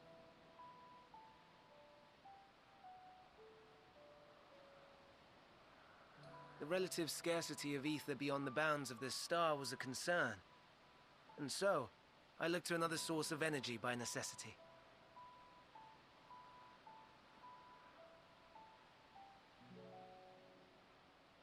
That being Dynamis. No wonder her ether is so thin. Precisely. Yours is thin too. Like an entelechy. Like me. So, are we the same? Entelecchies.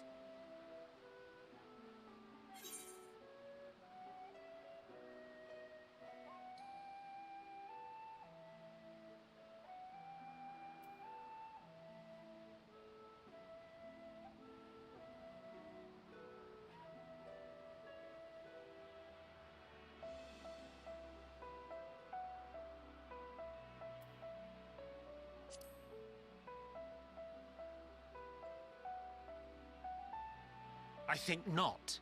Your nature remains a mystery, but ere I reinforced you, you appeared to be little more than a common familiar, and a faded one at that. A deficit of ether alone does not an entelechy make. It would, however, make it easier for you to interact with Dynamis. And limited though its influence may be, this quality could prove the difference between victory and defeat.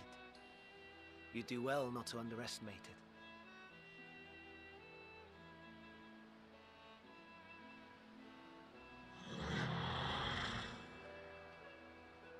Oh dear.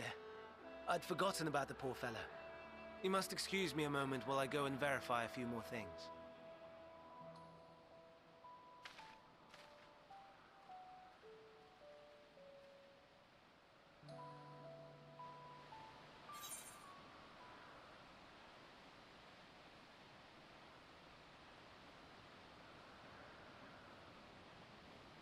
No. They're giving us a in-lore, in-universe answer for what limit breaks are.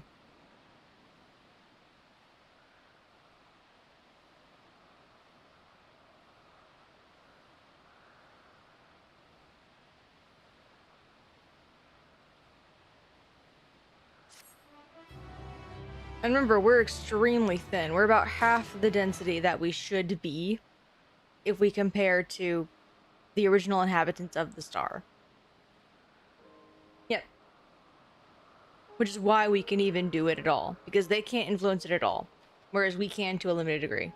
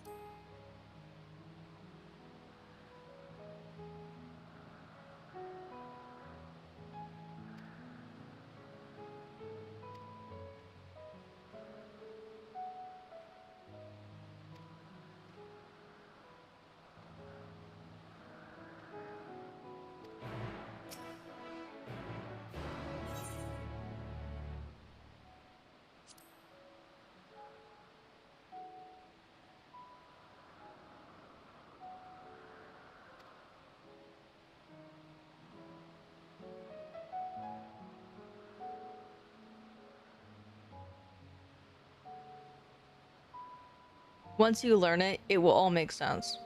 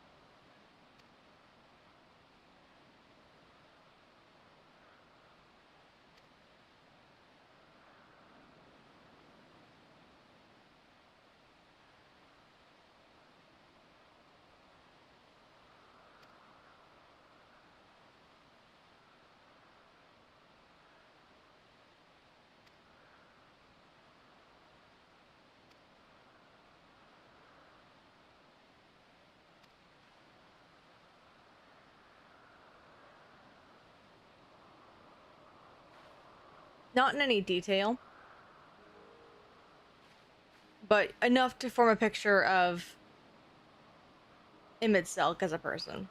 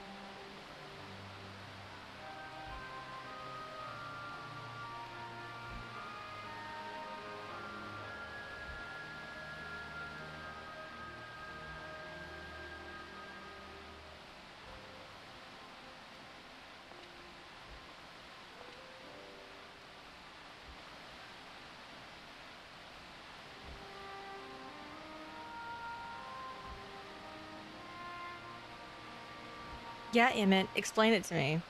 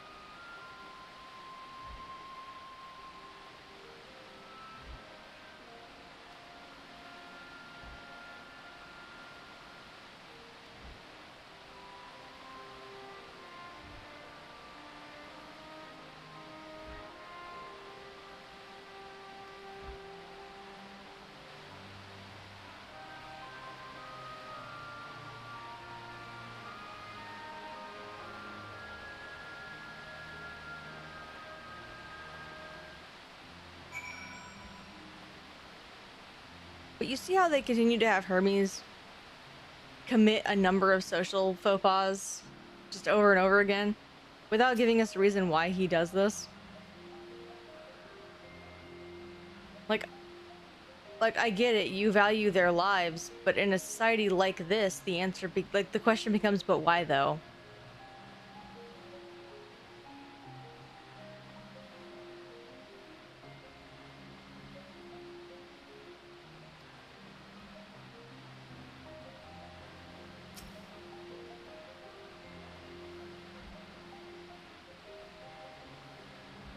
Sure. And that works in real life. Like that works in real life because this is not a story. Right? Like real life, things do just kind of happen. People just have different opinions. Even when, you know, given the same kind of social environment. But that's not how that works in stories. In stories, everything is crafted. This being here is a social construct. Like he's something that was created by a writer. Which means there has to be a reason why he's in the story. And there has to be a reason why he has his opinions the way he does. Because again, even we do. They're called biases in our world, and they're usually invisible. That make each of us subtly different than the rest of us. But in order to replicate that, you have to actually craft them that way. And he is just different, and they don't explain it. And that's not okay.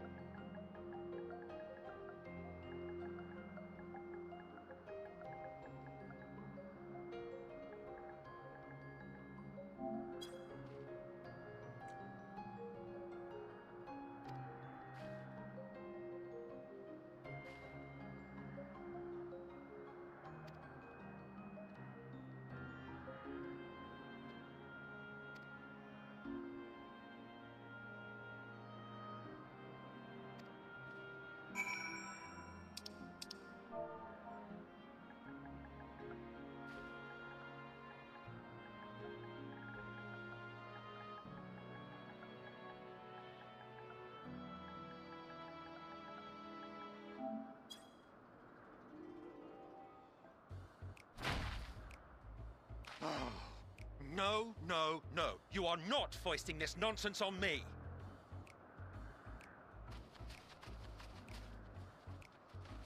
I'm given to understand you have the power to help the Charybdis, and should be quite willing to do so.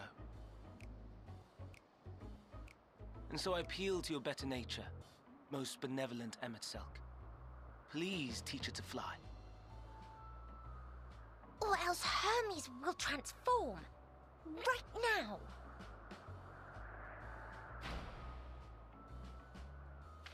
Now, there's no need to go quite that far. Altruism is its own reward, as I'm sure he would agree. Oh, would he now? And who contrived to put me in this position, pray tell? Nothing so devious. I merely suggested a possible course of action.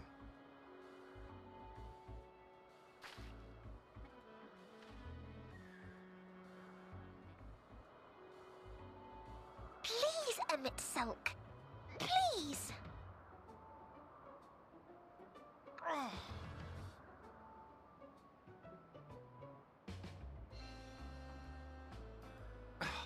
I did not come all this way to play nursemaid to your creations. I'd thank you to remember this favor and let it be the last.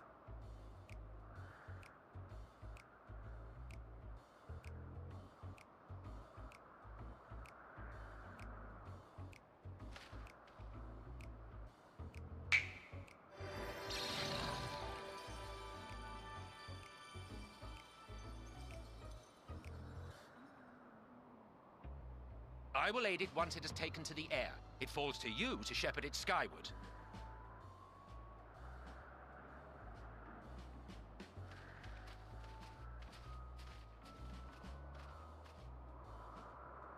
Well, let's relax and enjoy the spectacle, shall we?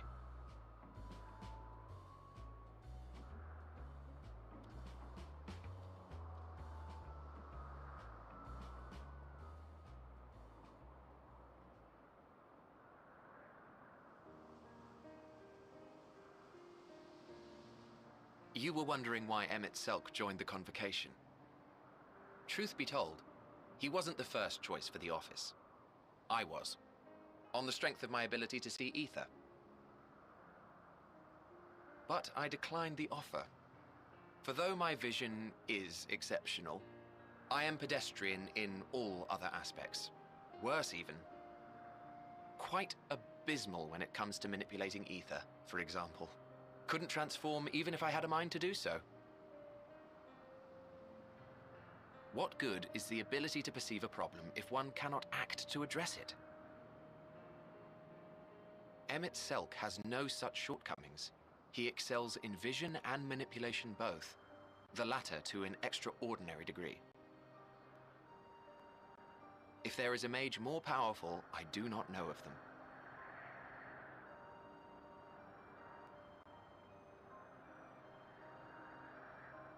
Thus did I recommend him for the office in my stead. And I wasn't the only one. Far from it.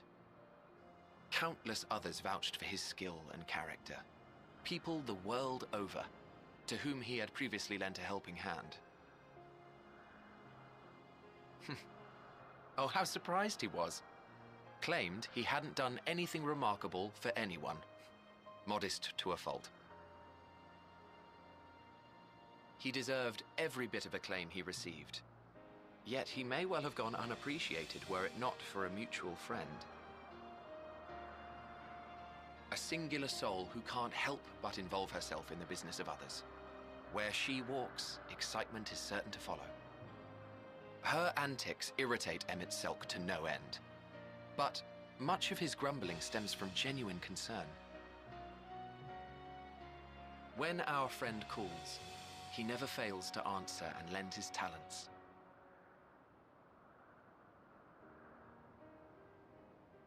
And in the course of doing so, he himself came to be recognized and respected by those around him.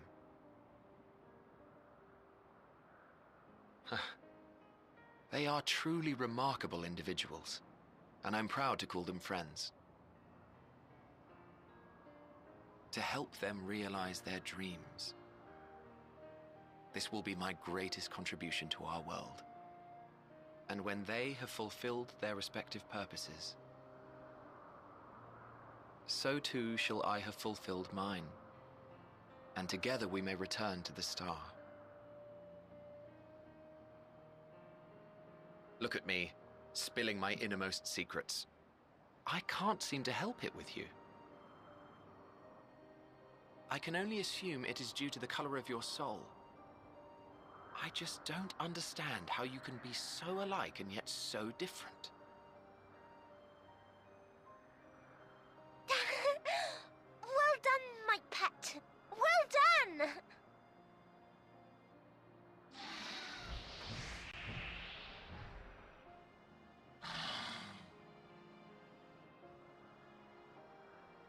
Ah, yes. I dare say the Charybdis will be fine here on. Why don't you go and signal to Emmett Selk? Let him know that his arduous task is at an end.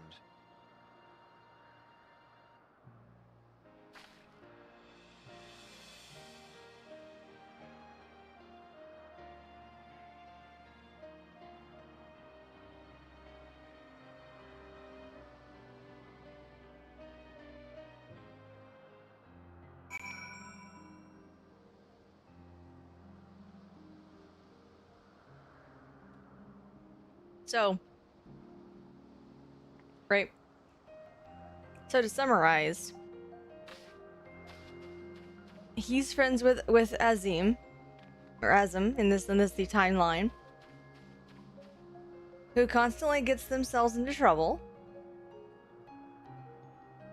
and asks Emmett for help. He would be Azim's version of like Stola or Matoya.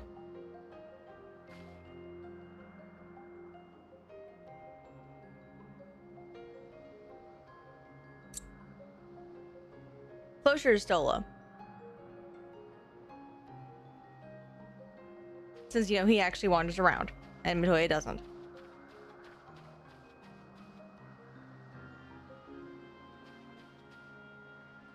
So yes, he is part of the convocation because Azim put him there.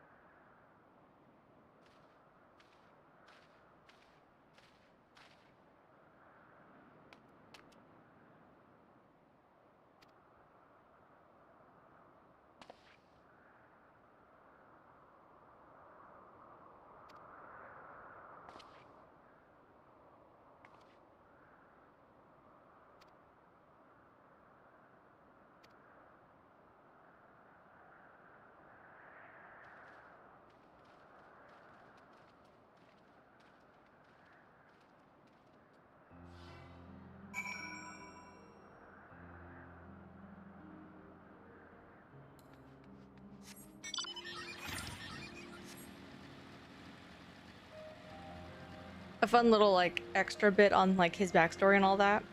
The reason why he helped us even, when we were working on the source and on the first, is because we asked him to, and we look just like Azim. We have the same soul as Azim.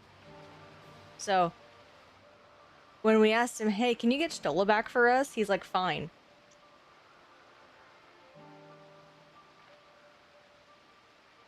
I have to do this for you anyway. Just like he always had to do.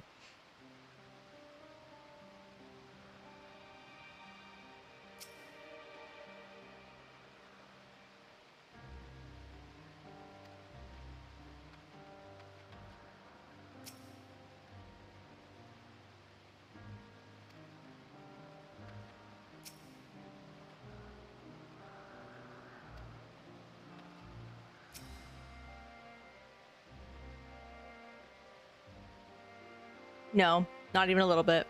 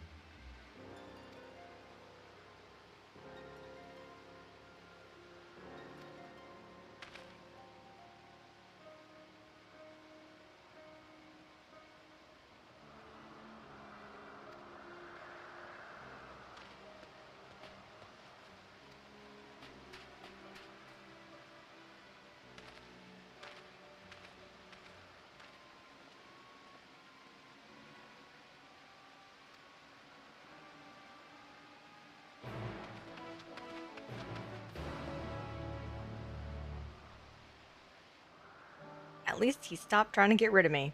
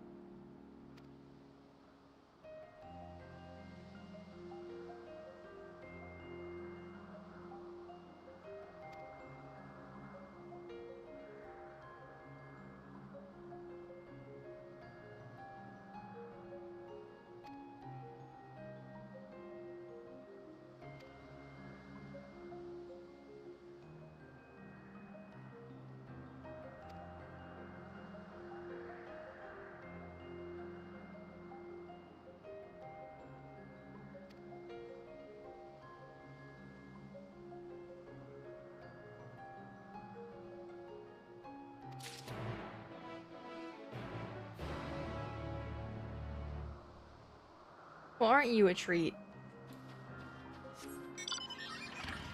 So polite and nice to everybody. Can't imagine why they don't want to talk to you.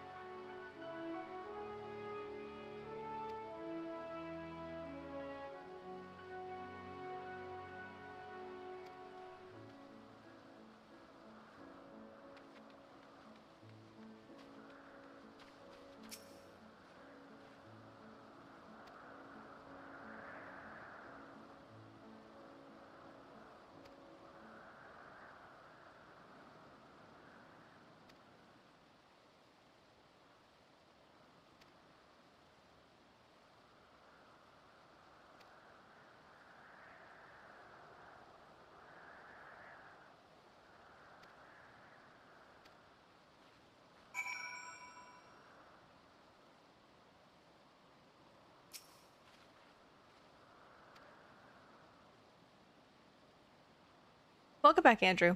And yes, a tour.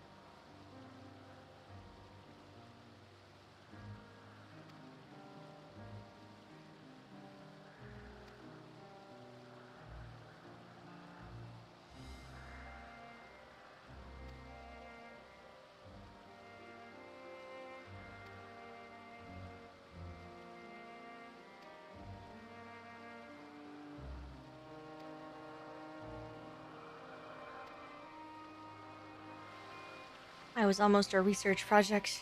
Oh no.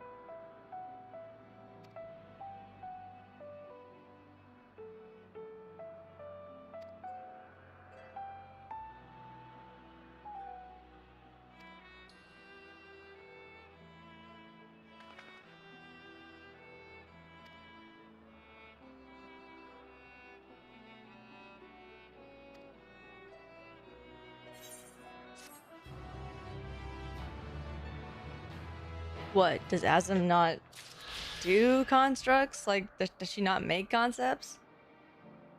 Wouldn't that be something?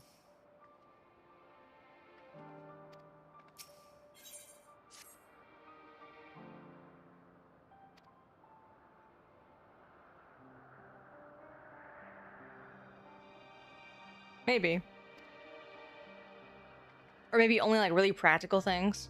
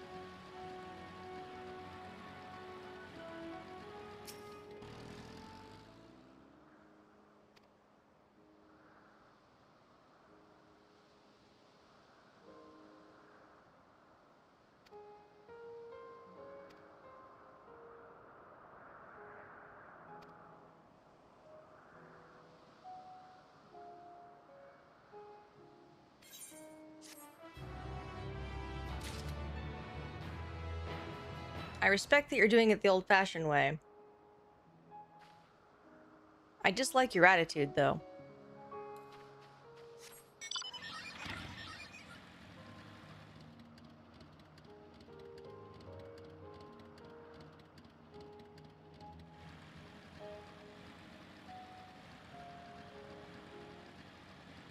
You do know I turn it off and on across the entire stream, right? That's probably why I haven't noticed it until just now. Because I forgot the last time.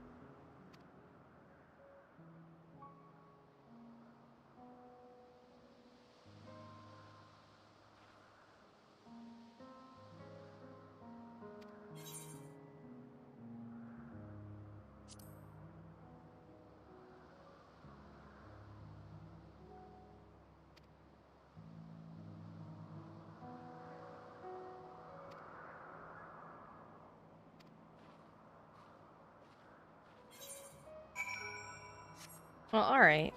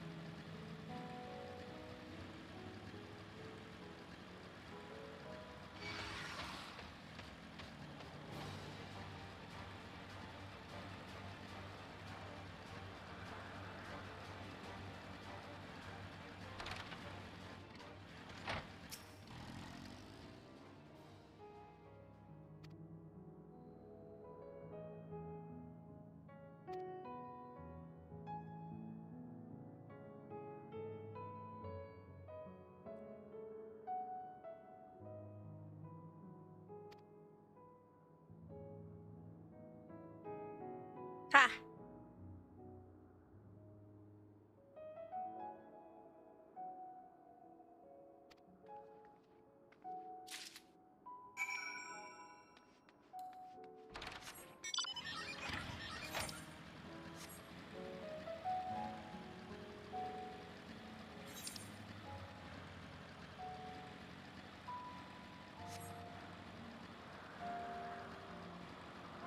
Yes, I appreciate it. But yeah, I turn it off when we're in cutscene, generally speaking. I turn it back on when I'm just traversing the world.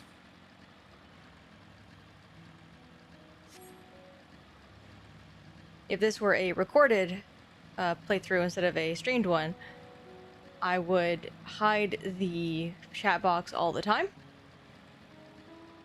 And I would, yep. And I would not worry about it.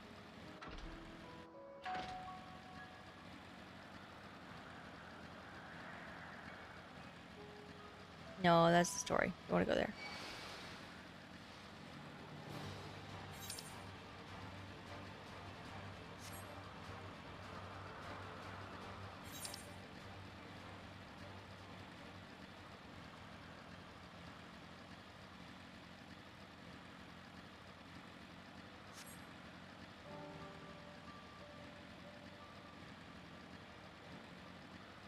Eventually, I shall outlevel it.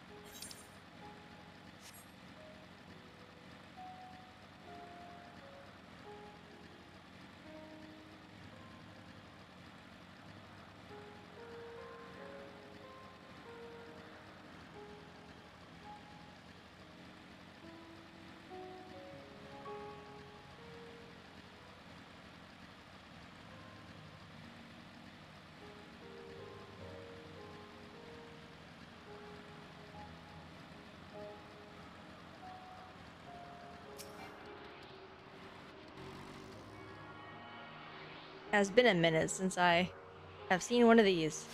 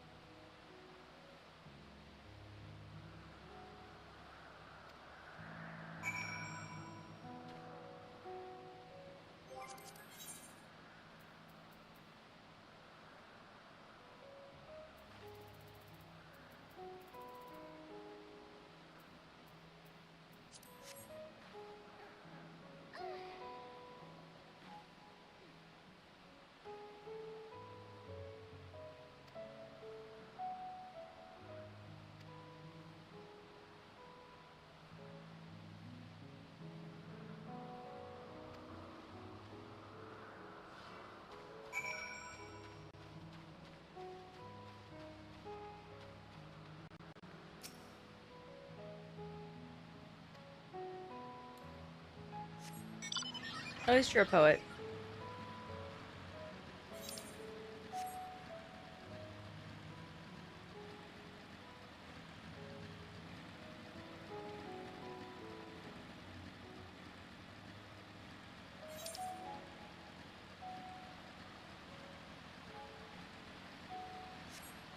It's not what I meant, Andrew. The person's name is Sappho.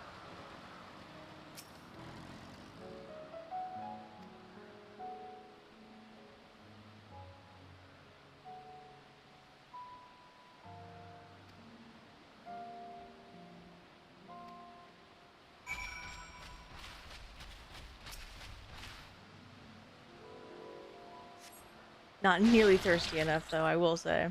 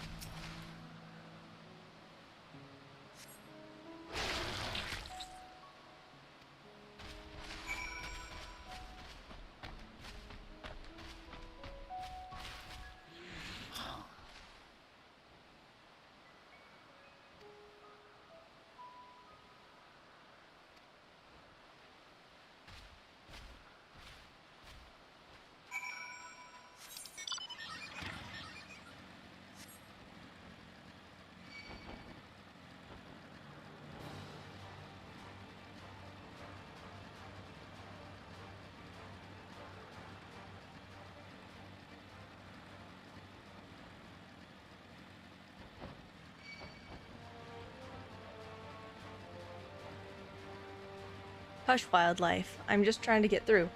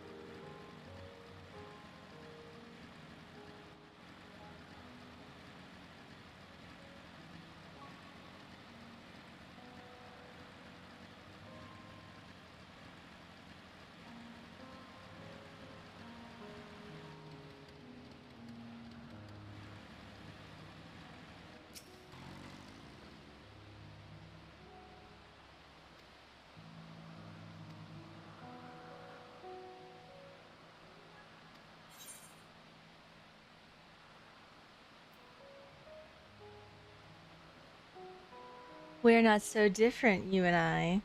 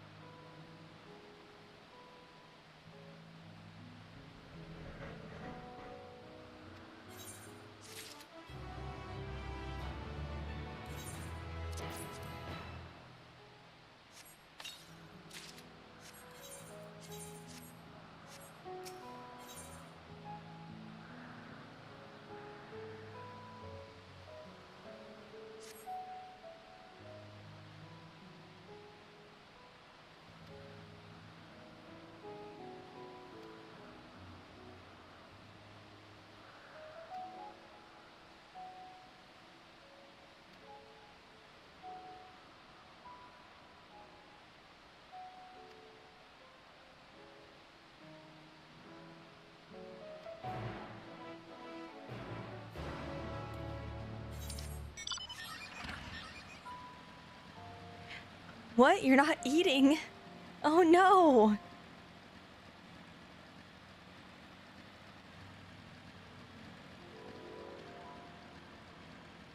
Now, my Warrior of Light is eating quite a bit these days.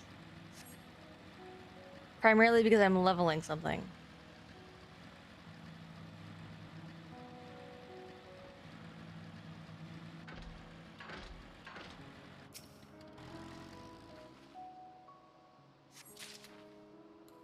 No, I eat things all the time. Mechanically. Do you not see all the food I just have in my bag all of the time?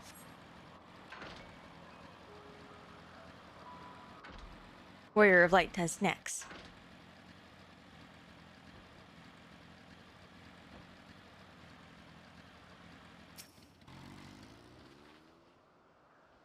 Always grazing.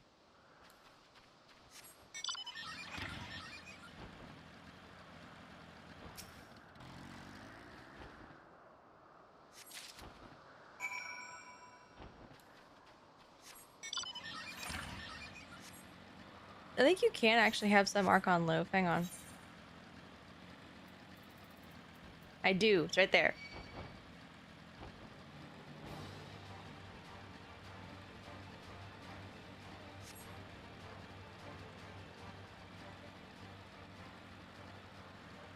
Don't you worry. Our Warrior of Light samples all the local dishes. Including the bad ones.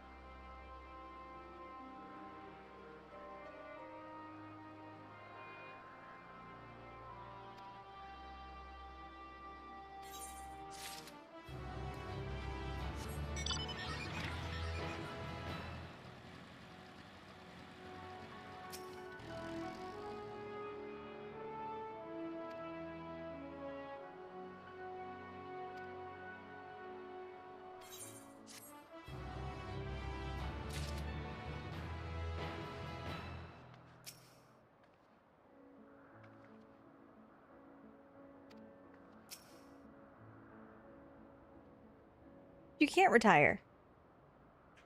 Nor are you old.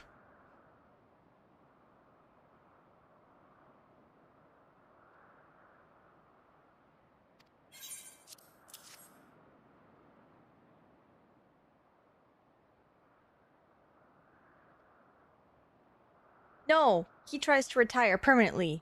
He's not allowed.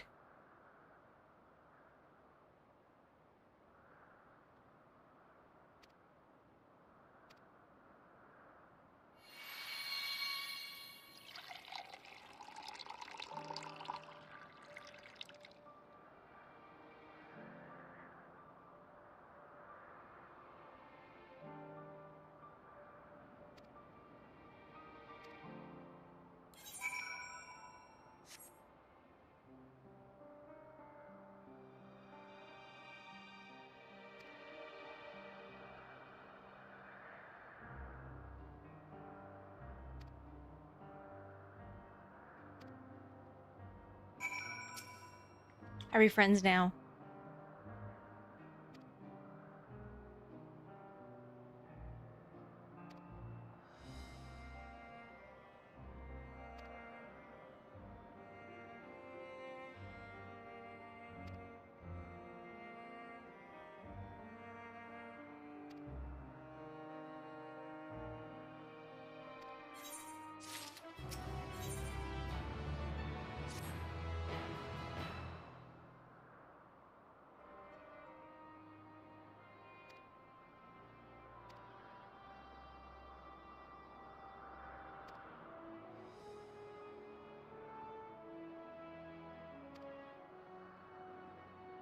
What is the meaning of your existence, familiar?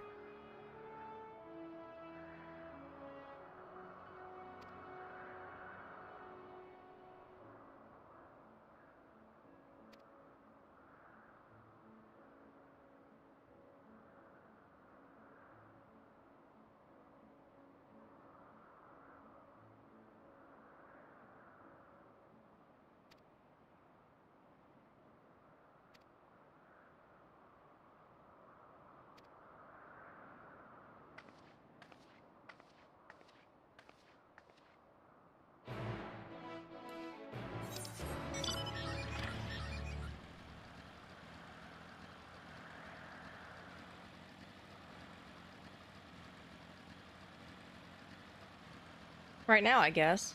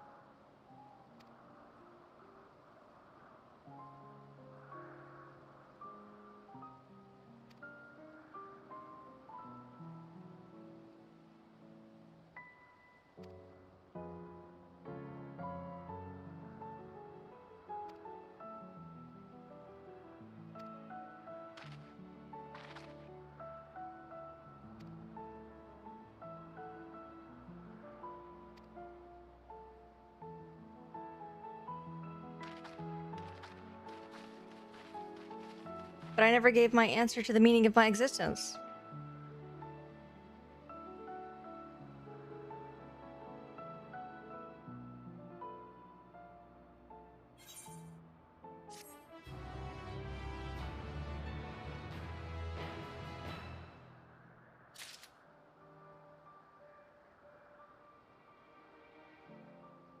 I'm sure it's fine.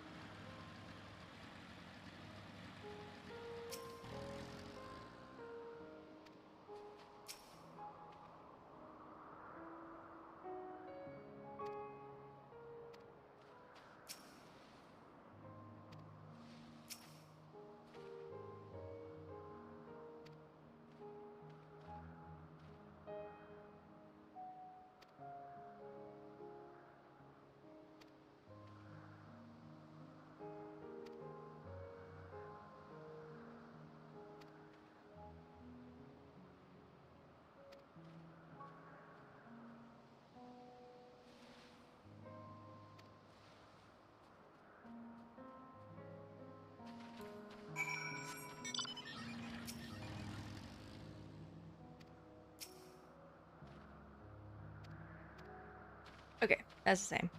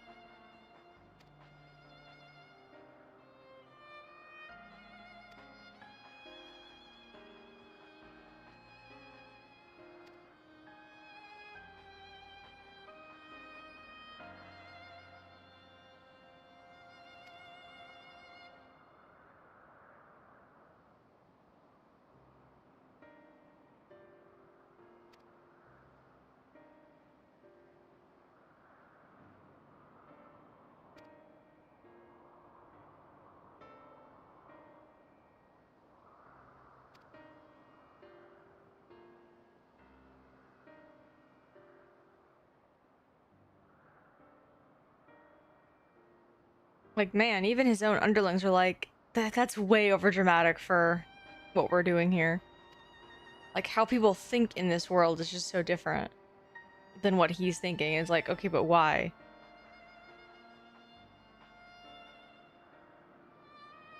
Why do you feel this way when no one else seems to?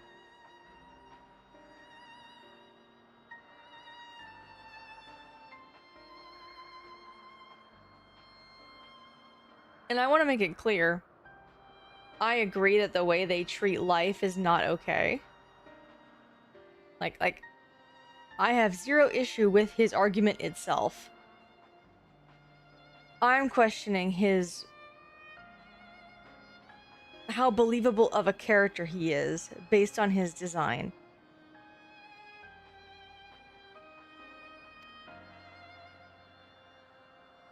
Yeah. And again, I agree that yes, you should treat life precious and you should let it have as best of a chance as possible. Like, his argument is fine, and I agree with his argument. But as a character, he's not believable in this setting. Because there's no reason that they are giving me as to why he thinks this way. Yeah.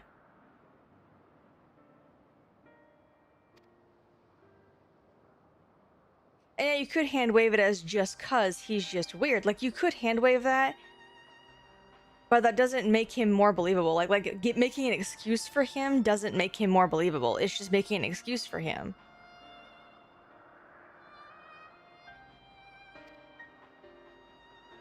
That's like if someone's got a drinking problem and you're like, oh, it's just how they are. They still have a drinking problem. Or whatever, right?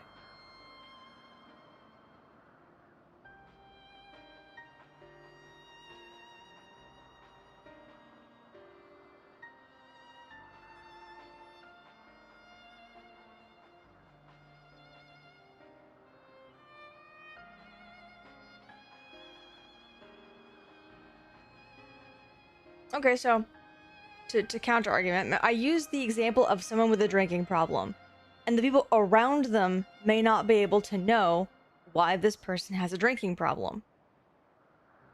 Right? And so they go, that's just how they are. They're not able to discern what the reason is. Right? But usually, there's something genetic going on. There's an environmental factor at play, like a very stressful job, or an injury, or something going on in his personal life, whatever. Or it could be because of the person's background.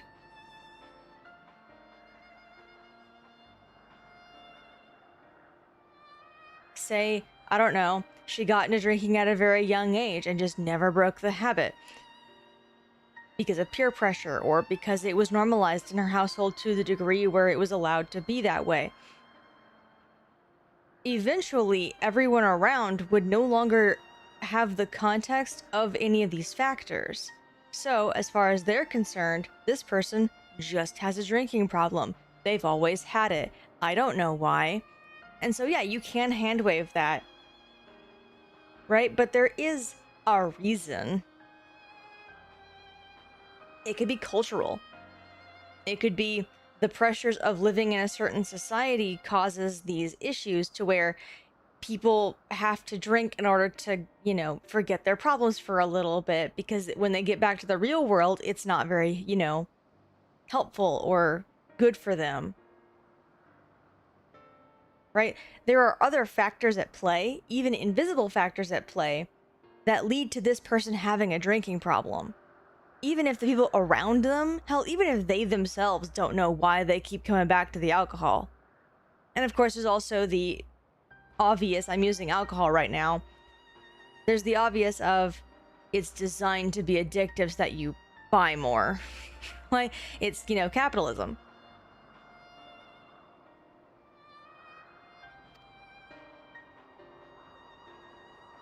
So all of these things factor into this person having a drinking problem.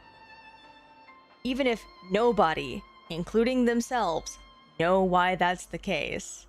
And they may want to change it and can't, for whatever reason. And note, I just said something that's just a basic. I've just picked an addiction to talk about this in a more, micro kind of way. When you start getting into belief systems, which is a much more complex thing, suddenly we're looking at a lot of things. We're looking at how they were raised. We're looking at what culture they grew up in. We're talking about societal pressures. We're talking about the color of their skin, what gender they are. Like we start getting into like real nitty gritty. Let's start getting into belief systems. Was anyone in their family a racist? Maybe now they're kind of racist and they don't know why. Even if they don't agree with this family member, they were still growing up around this family member. Right?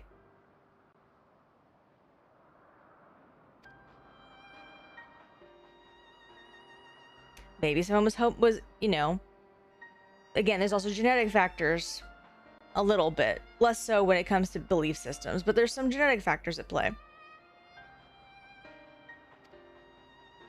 What the level of education they got. Blah, blah, blah, blah, blah. The list can go on forever.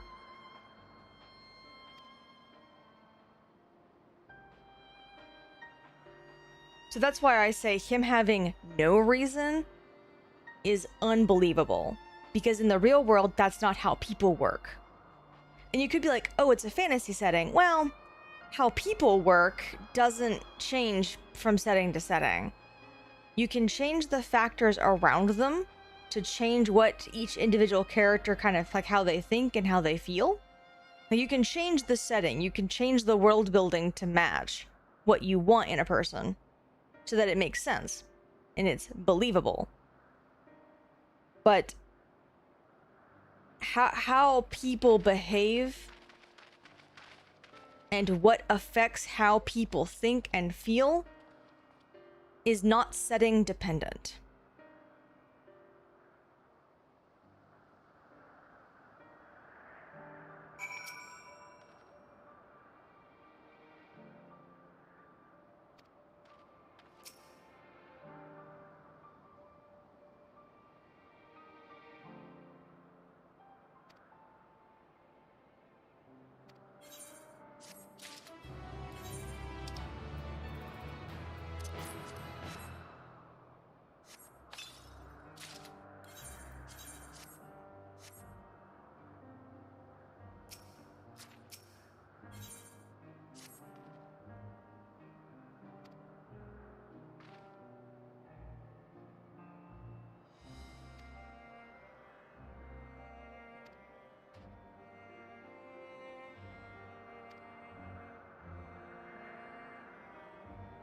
Yeah, they just went, he has to be sad now.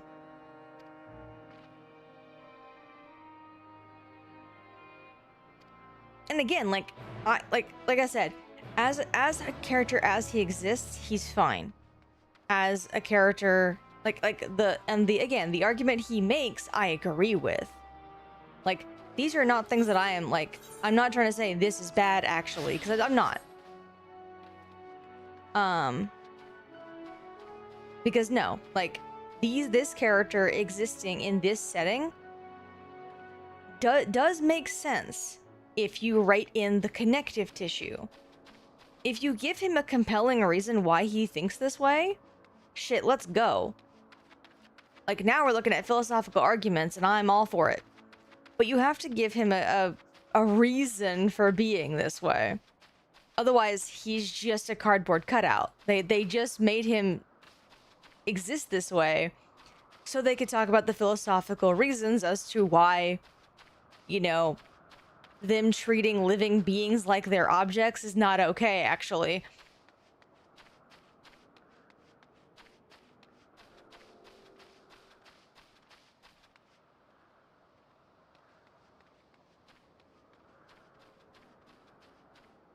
And to clarify, since I know in a previous video I said, hey, the philosophical debate ain't important.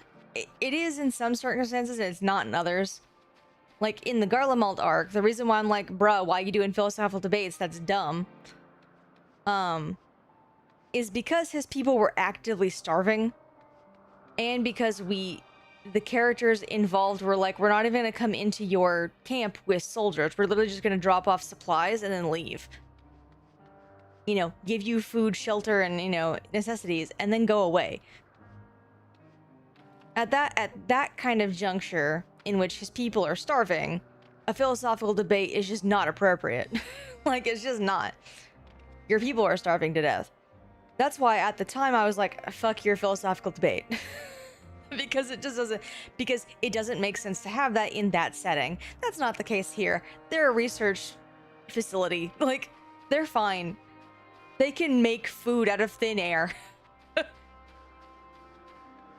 This is specifically an intellectual setting in which everyone here is totally okay and here willingly.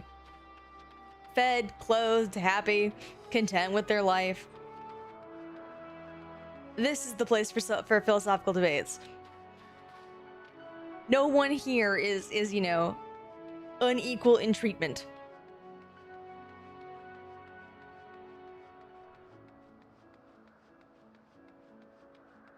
Basically, there's a time and place.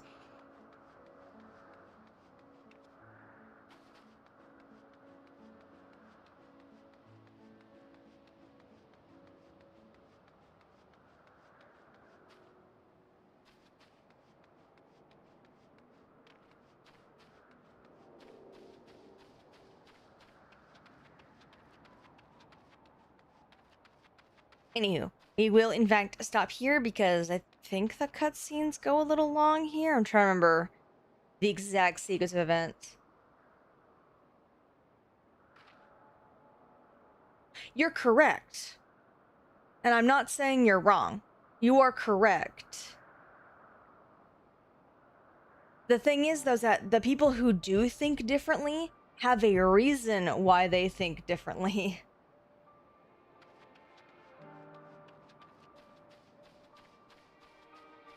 If I use capitalism as my example, right, which is a society, generally speaking, the individuals within that society are going to think in terms of cost to benefit. What do I get? How do I make this profitable? How do I benefit from this deal? Generally speaking, you're looking at a more individualistic idea of things going. Like, instead of thinking about a group, you think of yourself. Right? Like, generally speaking, it's because capitalism is the way that this particular society functions, in my hypothetical. Right? So that's the general vibe. Well, obviously, there's going to be people who are just altruistic, right? In that society, even though it goes against what the society itself is telling you to do. There are going to be selfless people in this society. There's going to be people who think about the collective instead of the individual in this society. They are. The reasons for that could be myriad. It could be that, hey, maybe this person grew up hungry and they didn't have enough because their parents just didn't do the capitalism thing right. And therefore, they don't want people that are not them to ever go through that. And so they, make a fund or a charity or a whatever specifically designed to help the needy get food, right? Which is not a capitalistic impulse. Because generally speaking, the goal is not to line your own pockets. It is to help the needy, right? But note, I gave a clear reason for that. There's a reason why that person made this decision and believes what they believe in. A good example in the United States was the temperance movement way back in, I think the 20s, 30s. But the temperance movement. The reason why that happened is because at the time, the US drinking problem was I want to say maybe 4 times as bad as it is now. Much higher. I might have the actual number wrong, but much higher than it is now. And what would happen is they would be a bunch of guys, and not all of them obviously, but it was common for men to go to a bar, get blackout drunk, come home, and then abuse their wives. So the main force behind the temperance movement was, hey, we don't want our people getting drunk and A, not working because they're spending all their money getting drunk and not working, and B, we don't want to get abused, right? However, everyone knows what a speakeasy is.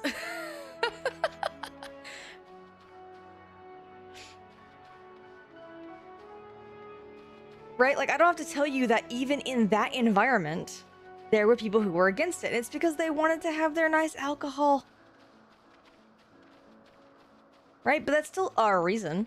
It's because they had alcohol before, and they really wanted alcohol. And they thought that what was happening to them, especially if they were not the people to get blackout drunk and then abuse their partners, right? Or if they drank, but it wasn't to the point where they gave up their job and all of their money, right?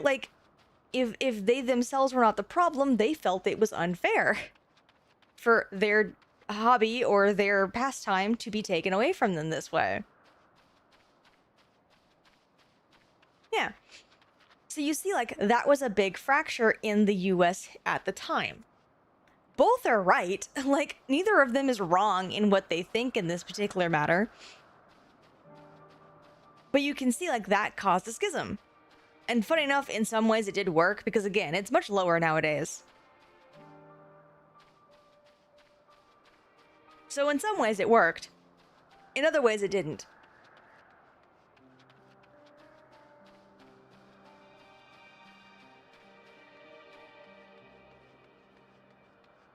So yeah, in a society there are differing opinions.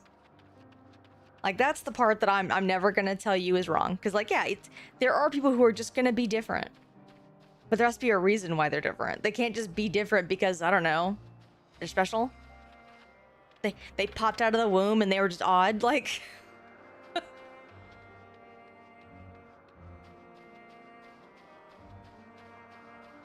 There's always some kind of factor playing into what this person thinks and believes. Even if it's not something that you're like, oh, I can totally point A to B, here's the string of why they think this way. I will say in stories it's usually that way, just because in stories, like, it's real hard to replicate real life situations in a story. And so usually it's more one-to-one. So it's usually a bit more simplistic than the real world. But the reasons are still there.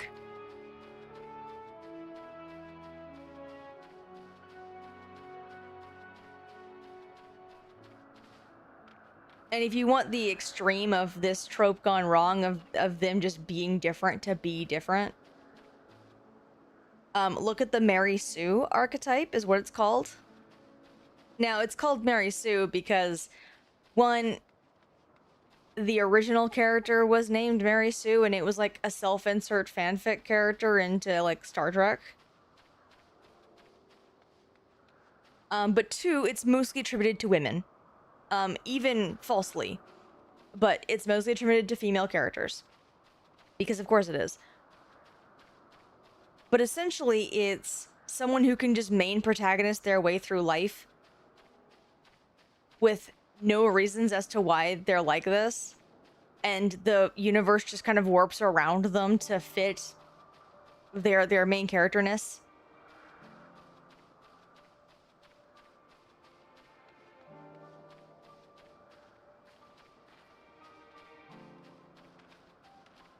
And it can make some really weird stories, and not in a good way.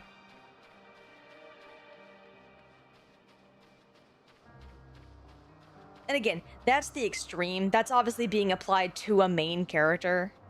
So the Mary Sue doesn't quite fit here, because Hermes is not the main character. He's a side character. Therefore, he can't warp it so much as a main character can.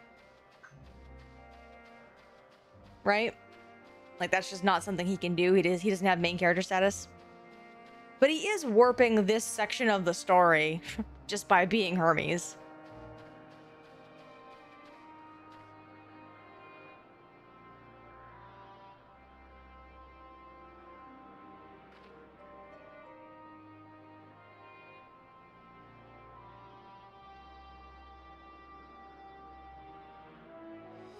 I mean, we know his basic personality. We know that it's like,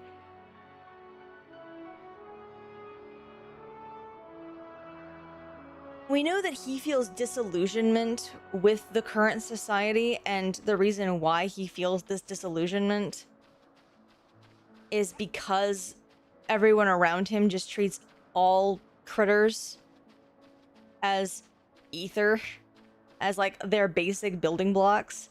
And they are okay with unmaking and remaking them as they see fit. Like, we know exactly what he's like.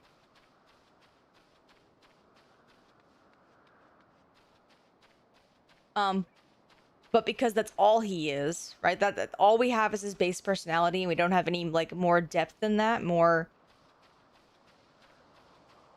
nuance in there. Sure. Basically what I'm saying is, like, we don't get any of that depth and nuance that you would really want in a character like Hermes.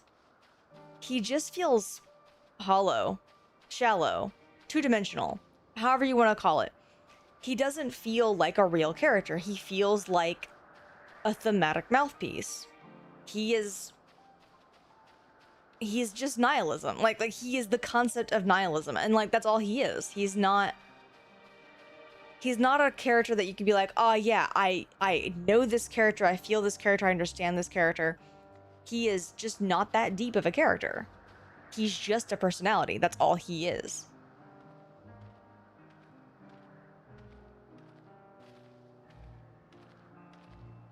Like, people get attached to the twins because we know exactly why the twins work the way they do. And yes, it's not fair to compare him to the twins. We get so much more time with them, but it's a good comparison anyway. But, like, we know exactly why the twins work they do. Wow. Hell, we knew how the twins worked in A Realm Reborn.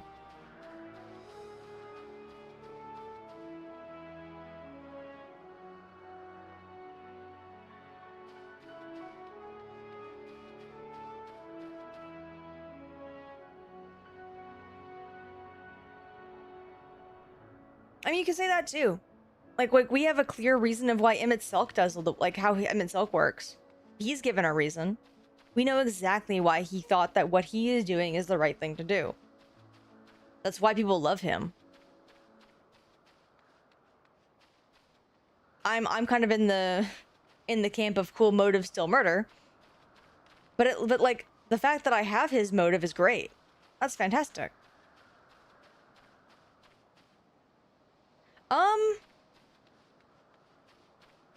Not in terms of learning about him.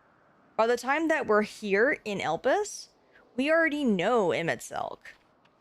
Like, they give us no extra information about Emmett Selk aside from giving his more okay personality traits more time to shine.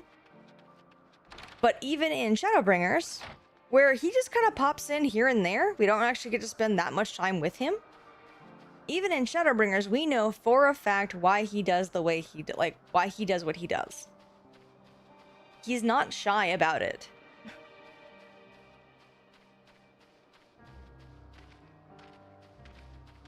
One, he believes that we're not real people. And honestly, this society just reinforces that belief. So, he doesn't believe we're real people and therefore he can't be killing us. So already there's no moral thing there. We know that he cares deeply about the people that had to be sacrificed to the various gods. And we know that he wants the restoration of the world. And again, we get that in Shadowbringers. This is not anything I've handed you from Endwalker. Okay? And again, I've talked many times about how he kind of just bams out for most of the story. He only really shows up in the last, like, quarter of the story, which is when we're dealing with Amarant. For the most part, before that, he just kind of pops in for one scene here and there. So we don't spend that much time with him.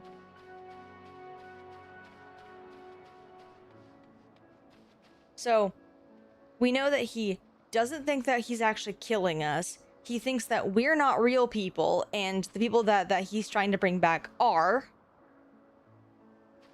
And we know that he deeply cares about the people that he's trying to bring back. That's 3 reasons right there. So, even though I don't agree with his motive, we still have that motive. We know exactly why he thinks the way he does.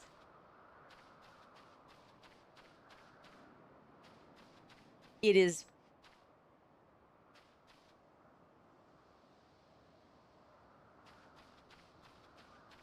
Whereas it's just like... Hermes just like, oh no, all life is worth it. And I'm like, cool, I agree with you, but why? Why do you think that?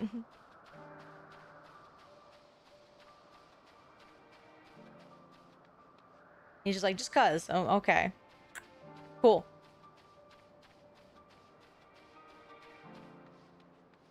Not important. Philosophical debate, go.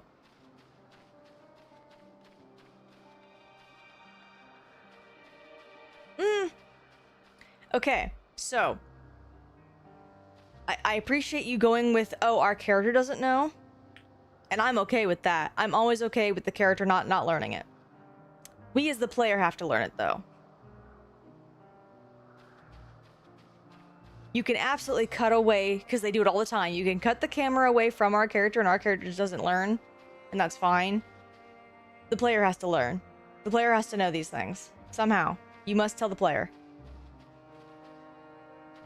I can be the... Like, I am an omniscient being that watches this story happen. If you're gonna bamf the character away from my main character to fucking check in on Xenos every few episodes or so, you can give me one camera away with Hermes. So that I learn like what the hell he's going through.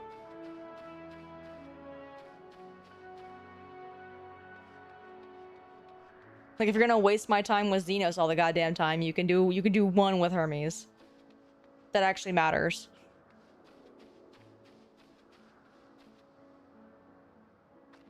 Anywho, that is the end of the stream. I've been sitting here for too long.